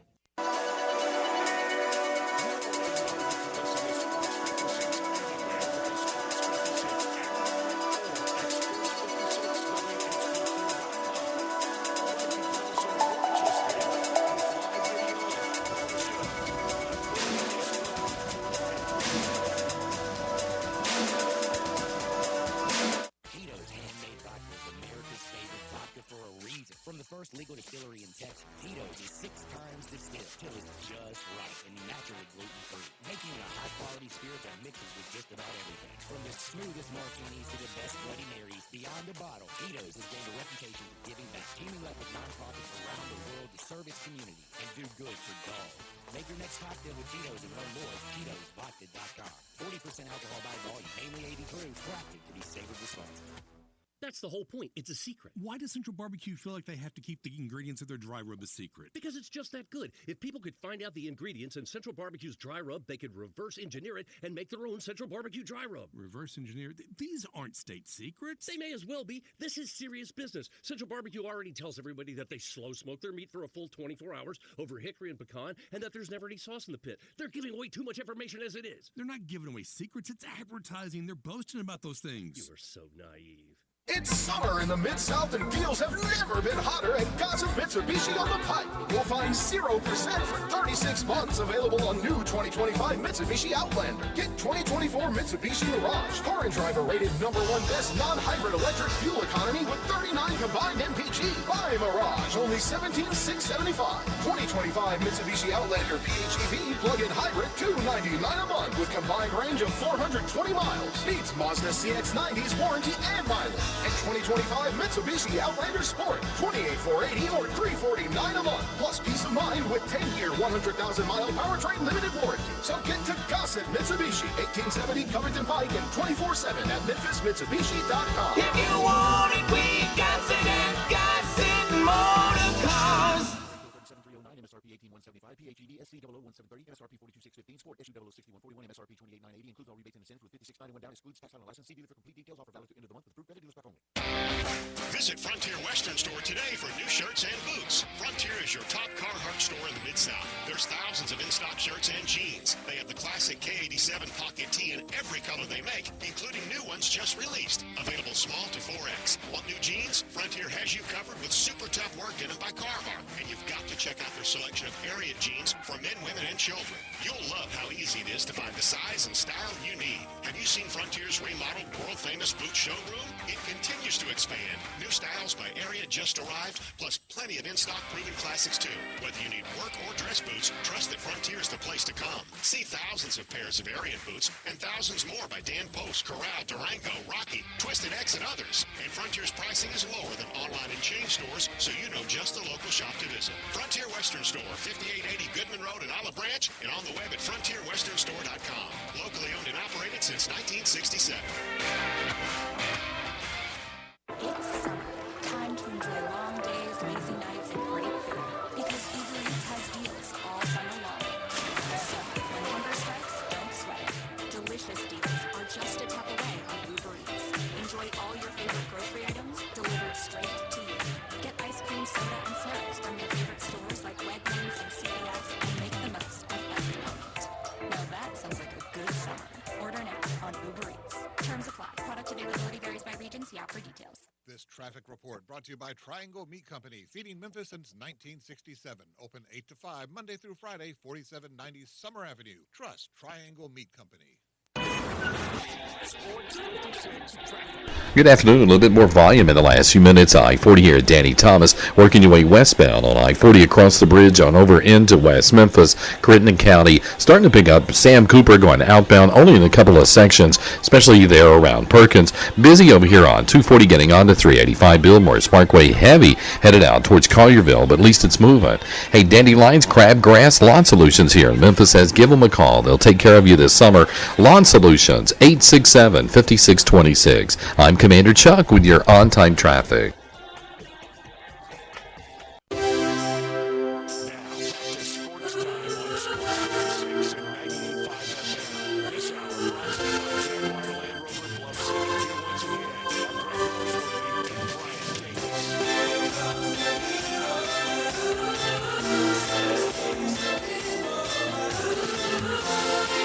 Welcome back into Sports Time. Bryant Brett with you live and local inside our Family Leisure Studios as we got about 30 minutes left in today's show. We got to talk what's trending, and one thing that's trending right now, we talked a little bit about the Knicks and their job opening with Rob Fisher in our last segment. Since then, Shams Charania tweeting out the New York Knicks are planning to interview New Orleans Pelicans assistant coach James Borrego for their open head coaching job, sources tell ESPN. Borrego joins Mike Brown, Taylor Jenkins, and Micah Norrie as known formal interviews for the Knicks. So add another name to the list of guys interviewing for the Knicks job. How many swings and misses? It's been, at least? A bunch. Yeah, it's been at least 5 head coaches that they've tried to go out and get and have been turned down. If you're interviewing James Borrego, do you have a shot at Jason Kidd? Well, I mean, if you can figure out some way to make it happen, it would have to be, via, I guess trade or however you have to do it. But Rob mentioned that we could have a trade involving a coach. And that, I mean, if it's serious that if that's his dream job, then he could certainly make it very uncomfortable and almost force his way out. But yeah, I mean, this list of coaches, none of these coaches are better than what you're trying to have them replace. I mean, it's just. I would make a case for the best on that list is Taylor Jenkins. He's certainly in the running for it. He's a franchise all-time winningest head coach. Yeah, I mean, it's a franchise that has had success, but is not your most successful franchise out there, but certainly not. But the Grizzlies have had success. Definitely. And so, I mean, his name being on the list, I think We want more. Sure. But everybody wants more. Oklahoma City wants more. Of course. And that's why we're talking dynasty with them. But, I think you look at guys like Mike Brown, guys like Taylor Jenkins, these guys that they've been available for a while and their name has been involved with interviews and stuff like that with the Knicks for a while. Doesn't make me feel great about what their chances are to get this job. I don't know where the Knicks go. During the break, you told me you already have gone. Well, Shams notifications off. Yeah, I didn't know that he had tweeted that. Landon, I'm on. let me know that. Yeah, no, I turned him off before the draft. I made sure to. You want do the it. suspense. I like the suspense. I like having the conversation of who do they draft here, where do they go, what happens. I don't like. I want the instantaneous. Yeah, I don't. I'm not a fan of that. I don't want it. I'm there to watch the show. We always talk about these being, it's a draft, but it's also a show. Oh, I'm there gonna to watch the show, and I enjoy it. But I want the speculation part of it. I want do we have a trade coming? You want Here's the reality TV of it. Right. And I'm going to be watching it with some of my buddies, and so we'll all sit around, and when the 6th pick is up, we're going to be saying, all right, well, I like this guy here. I like this guy. Maybe this guy. What if they go this guy? That's a lot more fun than, the number 4th pick is announced, and, hey, Utah Jazz, you're on the clock, and immediately we get a tweet from Sean saying the Utah Jazz are going to draft, Trey Johnson or whoever it is. Tonight, do we get any of the new ESPN? Do we get the TNT crew in any role? We do not. No, it's going to be the same ESPN crew. We won't even check with Charles Barkley on Zoom or anything. I don't believe so, unless he's a special guest or something. They listed somewhere. I don't remember. Do we where cross-pollinate at all and bring in any NBC, Apple, anything tonight? Nope. It's all their ESPN crew, all the fine men and women that have been doing ESPN for the last couple of years that you've gotten familiar with. Huh. So because we're definitely like we talked about the other day with Grant Hill. Mm-hmm. I mean, we're sharing talent now. Yeah, we're in a weird transition period for sure with the NBA, and so I mean, if we had seen, hey, Ernie Johnson's going to be hosting the draft show tonight on ESPN, it wouldn't be the most surprising thing ever, if we had seen, hey, Charles Barkley is going to be, a part of the broadcast tonight. I don't think it'd be a bad idea for them to start, slowly kind of integrating those guys, but, it sounds like it's going to be all or nothing for those guys, and honestly, I don't know how many of those guys really want to be a part of the draft coverage. I wonder, they used to really incorporate him into draft coverage on the international flavor. Fran Fraschilla knows the international scene better than anyone. I wonder if it'll just be kind of the louder voices. It's what I love so much about him. It's just the facts. Oh yeah, and that's not a show. I was talking with Elisha earlier today, and I think. Last year when they debuted the 2-day event, the round 2 was in the afternoon. We were doing show, and so I had it on my iPad, but I really wasn't paying much attention to it, just kind of seeing what names were taking off. Now this year, it's going to be primetime television tomorrow night, and so I'm really curious to see how it goes. I feel like it could go a couple different ways, but I feel like the two most likely is, one, it just turns into a who won the draft last night, what teams got better, let's look at these rosters now that all the first-round guys got picked. Oh, by the way, this guy just got drafted number 45th to whoever. Or, and this is what I would like to see it, is guys like Fran Fraschilla, guys that really know these international prospects, guys that know the college prospects very well. Get them on the desk, and let's actually break these guys down that are going in the second round. Get Mark Wise on. Exactly. They have plenty of guys that would be great in that role. Speaking of Mark Wise, did you see the story today? Well, we got the story about the tournament. There's just no doubt for next year it will be expanded. But today also the news of the regular season growing by a game. From 31 to 32. Up to 32 games, that's right. And so, it's going to be, that's going to be new, and it's going to be interesting to see how teams work this. I was reading the Matt Norlander story over at CBS Sports earlier today, and the way he laid it out is it sounded like this is more likely going to be for MTEs to kind of be able to expand and have more flexibility in terms of games. And also maybe you could see more, January, February kind of in the middle of conference play, throw a non-conference game in there, which which I would like to see both those. I'd be completely fine with that. that. Be the end of the big name exhibition games? Because we've talked about that should be regular season. Yeah, no, I think that's you probably would see that. I think when you go to 31 games, I think you're gonna cut down on some of those exhibitions and certainly the name brand exhibitions. But at that point, let's just make them regular season games. If we have an additional game and we're meeting each other in an exhibition, let's play it as a regular Tigers game. in North Carolina for keeps. Absolutely. Let's play it as a non-conference game. Now, then I think you'll really see who really wants to play and who really doesn't want to play. Sure will. There's going to be there are coaches and we out know there. who wants to play here. That's exactly Coach right. Hardaway. That's exactly right. And so there are coaches out there that they'll love to play in a game that doesn't count for anything, an exhibition, but it might sound a lot different when it's actually a meaningful game and it really means something. The other thing I just wanted to plug in here real quick about that story from Matt Norlander that I thought was really interesting. This was towards the end, the last thing he says of the story. It says, sources around college athletics speculated that the increase to 32 games is just the first phase, and by the early to mid 2030s, the regular season could go to 34 or 35 games prior to the start of conference tournament play. So sounds like this could maybe only be the start of expanding the college basketball regular season. Well, with the expanded tournaments, you want to expand, I guess, profiles, and just about everybody would get in. I'm not wild about it, but I can't stop it. I'm not that resistant to it.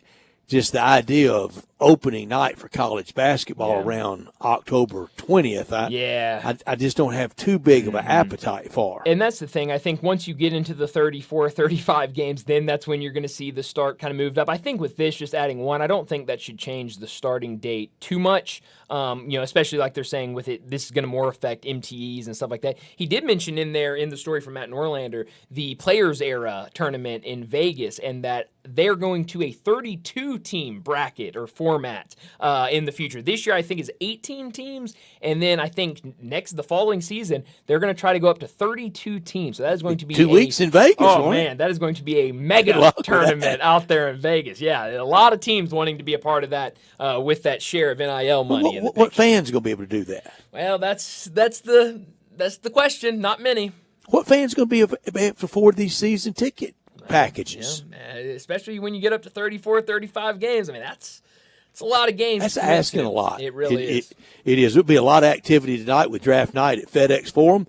And come the fall, we know at FedEx Forum, Sissy's Log Cabin, they are the official jeweler for the Grizzlies. And at FedEx Forum with the Floor Seat Lounge, and they are sponsors of a lot of things around town, including huge, proud Tiger athletic sponsors. Also will be with us at SEC Media Days, with us on the talk and text line, with us year-round, with us with look back at the weekend from the SEC, all that from our great friends at Sissy's Log Cabin. Bill Jones and his team, they are a part of the fabric of the community. And they have the Mid-South's largest selection of one-of-a-kind jewelry, engagement rings, necklaces, earrings, wedding bands, 9,000 square foot store in Laurelwood at Poplar and Perkins with expanded lines for Rolex, Cartier, diamonds, and more.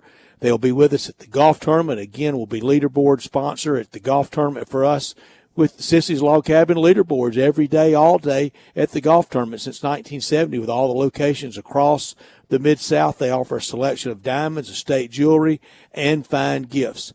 Unsurpassed value, exceptional service, expansive selection, and a truly extraordinary shopping experience because life's too short for ordinary jewelry.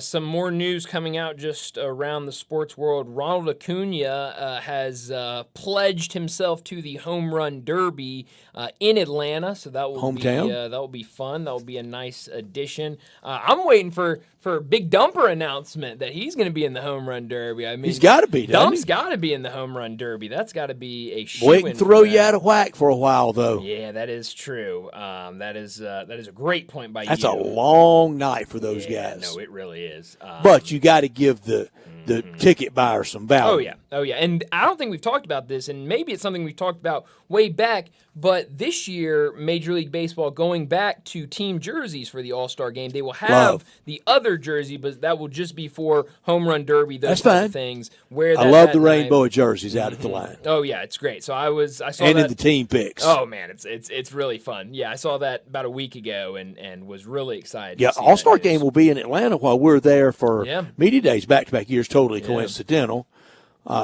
Next year, next year the All-Star Game's in Philadelphia. I think it's safe to say SEC Media Days will not be in Philadelphia. I'll go out on a limb and say they are not going to be in Philadelphia. But hey, I guess in this wild world of conference realignment, you never know. I'll bet against Philadelphia, PA, and Philadelphia, Mississippi hosting SEC Media Days next summer. A great addition. I don't think they will be hosting it either. But definitely an eventful day, an eventful night. A lot of news coming out everywhere you look. And tonight, I mean, here very soon, I think we could start seeing some moves, or at least some serious rumors of moves for the NBA draft. It feels like that top 10, anything can go when it comes to who picks what guy where and trades. Really feels like this top 10 could be eventful tonight in the NBA. And then we'll all wait and see what the Grizzlies do. If they move around, if they make a trade out of that first-round pick, it is definitely a big night. But it feels weird. I was talking about this with a buddy yesterday.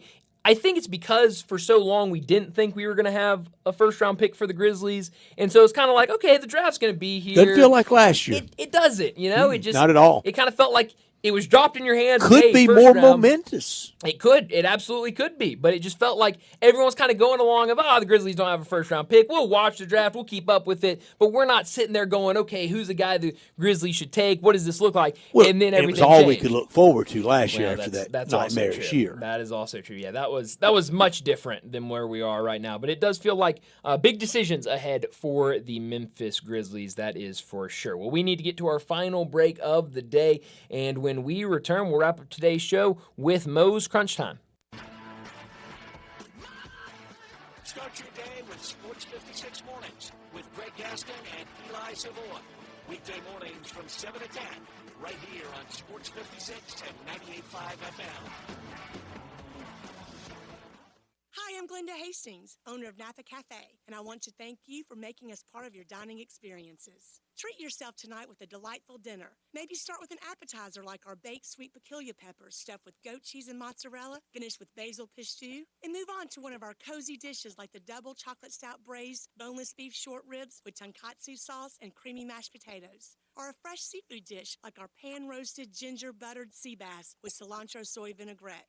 I get hungry just talking about it. Don't forget about dessert, our famous sweet buttermilk pie with brown sugar sauce, or drink your dessert with one of our signature dessert cocktails, like the lemon cheesecake martini, lemony, icy, frothy, and dusted with graham cracker crumbs. Napa Cafe, open Wednesday through Saturday for dinner starting at 5 o'clock. For reservations, visit our website at napacafe.com. Come join us. We can't wait to serve you. Congratulations to Napa Cafe, celebrating 27 years of great food and service for you. Napa Cafe. At Jason's Deli, when you're dining in or picking up curbside, you can expect wholesome food and no surprises, just delicious sandwiches, crisp salads, and quick quality meals made with the freshest ingredients and no artificial trans fats, MSG, high fructose corn syrup, or artificial colors and dyes. Around here, a lot of thought goes into what we put into our food and what we take out of it, because you're not just taking a bite, you're getting a taste of who we are. New items are constantly being created to expand our menu for all tastes and special diets with vegan and gluten-free options available. Convenience and on-time delivery you can count on. It's just a click away at jasonsdeli.com, so whether you need to feed 5 people or 5,000, the team at Jason's Deli, they have the credentials and the commitment to keep you satisfied. Freshness is nearby at Jason's Deli with locations at Ridgeway in the Park Place Center, Poplar and Highland, Germantown Road in Cordova, and on Goodman Road in Olive Branch. Jason's Deli. It's wholesome food and no surprises. Welcome to AutoZone. What are you working on today? My car is making this noise. Sometimes it's like and sometimes it's like. Do you have a dash light on? Oh yeah. Then we don't have to listen for clues. With the free Fix Finder service, we can read a check engine, ABS, or maintenance light to find the likely fix and even recommend a local shop if you need one. So you don't need to hear the. Not with Fix Finder. Everything you need, nothing you don't. Restrictions apply. Mid-South, if you're looking for a great deal, get to Gossett Chrysler Dodge Jeep Ram Fiat for the employee pricing plus sales event. 2025 Dodge Hornet GT. Buy it for $26,457 or $344.68 a month. That's over $5,000 off MSRP. 2025 Jeep Compass Latitude 4-wheel drive. Over $6,000 off MSRP at $23,541 or $297 $1,597 a month. And 2025 Ram 1500 Tradesman Crew Cab 5-7 box rear-wheel drive over $11,000 off MSRP at $36,869 or just $511.87 a month or 1.9 for 72s available. So drive past the rest and come to the best. Gossett, Chrysler, Dodge, Jeep, Ram, Fiat on the Pipe or online at GossettMotorCars.net. If you want it, we got it at Gossett Motorcars. TS38 46076 MSRP 31590. Compass ST 567703 MSRP 29765. Ram SN 728 346 MSRP 48260. Includes all rebates and incentives. PF 895 excludes tax title license. See dealer for complete details. Offer valid through end of the month with approved credit dealer stock only. Is your wife asking you to stop eating junk food? We have it covered at Humdingers. It's quick, it's healthy, and most important, it tastes amazing. Many choices from salmon salad to rainbow trout and grilled asparagus. Come visit us for lunch at Humdingers, 6300 Poplar Avenue. So good, Coach Penny eats with us weekly. Don't forget, Humdingers offers full-service catering for weddings, social events, or your corporate lunches. You can call 901-260-8292 to find out more. Crunch Time is brought to you by Humdinger's Corporate Catering. Enjoy tacos made with crunchy slaw, grilled fish, and chicken, and the best taco sauce in town. Find out more, call Jenny Nash at 901-606-3172.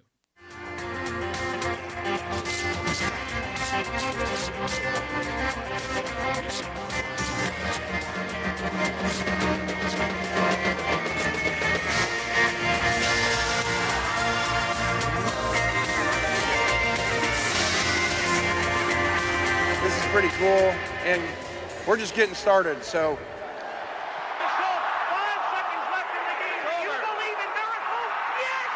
Spanning the globe. Go crazy, folks! Go crazy! This is Geraldo. It is Crunch Time. You are looking live. In your life have you seen anything like that? Goodbye! Hello, Haskell. It's obviously Crunch Time. Hammer, nail, coffin. This baby is over.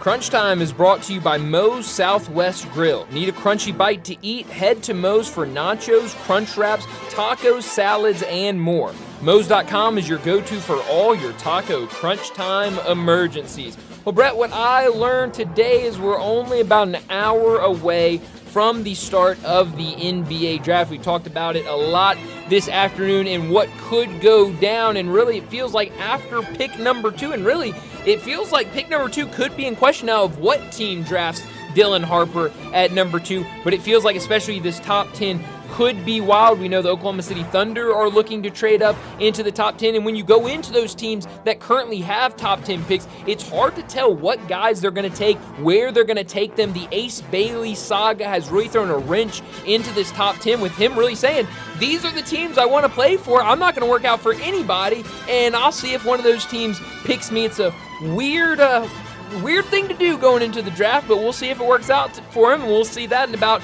maybe 2 or 3 hours whenever we get to the 4th or 5th pick of the draft. The party looks fun in Newport, Maine. Sure does. The Flag's hometown, and you know the whole town out and ready to celebrate. It looks fun. What I learned, I think will be a late night at FedEx Forum, but not as late as they used to be because only one round. We'll see if the front office, if they speak or if they speak tomorrow. Much different tonight than last year, and if the next season for the Grizzlies does not go well on the floor, some of the people speaking tonight or tomorrow about the draft may not be here next year. Yeah, no, that's a really good point. What I could have done without it is the Knicks coaching search. We got a little bit of an update a few minutes ago saying that James Borrego is going to get an interview with the Knicks. But, Brett, we thought it was a crazy idea that we would get to draft day and the Knicks would not have a new head coach. Well, here we are. It's draft day, deal. and we don't even know if they're done with interviews yet and who they're going to ultimately interview. Great suggestion by Rob that it could be a deal. It definitely was a great suggestion by him, and maybe we see something like that. But we're about to be in July, and the Knicks fired a coach that got them all the way to the Eastern Conference Finals, and we're still waiting around for them to hire someone else. And now who they're adding to the interview list, James Borrego, I think a fine coach, but definitely not an improvement from Tom Thibodeau. I could have done without what happened last night on the south side to Ketel Marte, just way over the line. I just don't know how it's enforceable, outside of this really high intensity period in 2 or 3 years, I don't know how you keep that out. I tell you what can enforce that better than anything else. Decent people sitting around somebody. Point that out. Hit that. I'm not much on tattletaling, but when you hear stuff like that, hit that text in the ballpark and go, this is over a line. Yeah, and I don't, maybe somebody did that last night to help them identify who that person was. Biggest thing on the south side, though, is you're going to be able to catch them because there's not anybody there, so you can hear the moron. Yeah, that's also a good point by you. Yeah, just terrible. We talked about it earlier. Ketel Marte is one of my favorite players in Major League Baseball. I just love watching him play, and so it's just hated to see that he had to go through that. And just seeing him, super emotional out there on his field. Coach had to be out there, consoling him, and just really no place for that anywhere in the sport. Yeah, it was a weird situation last night. Where are you beaming tonight? Night 3 of Cardinals-Cubs at steamy Busch Stadium. Lefty Matthew Boyd for the Cubs versus Eric Fetty, the righty for the Cardinals. Fetty 0-3 in his last 7. He hadn't been great since that complete game 1-0 shutout. No, he kind of became the leader of the rotation, and now has kind of struggled since then. I really want to beam to Newport, Maine. It looks like they're having a good time up there. What do they have, got sparklers in the background? I see some fire in the background. I don't know what's going on. Looks like they're having a good time. It looks like they're having a really good time, but I'll beam up to the NBA draft later tonight. We know about an hour away from now. The clock will start ticking. Who knows how long the clock needs to tick before Cooper Flagg is announced as the future for the Dallas Mavericks. It should be a fun night, and we'll see, again, what do the Grizzlies do at number 16. And we'll watch what the Grizzlies do, all the moves. We were told that they are not close, so if they're not close, KCP doesn't get you that much closer, so we feel like more moves, either this or through free agency. Red hot Tampa Bay Rays, they're doing it again at Kansas City, only 1 game back of the reeling Yankees. Phillies at Astros. That was a great 1980 NLCS at one time, Brian. All right. Well, hey, we'll run it back again tonight in 2025. It'll be a fun night. You got the baseball on. You got the NBA draft on. A lot to watch tonight. But that's all the time we have. Enjoy your night. We'll talk to you again tomorrow afternoon.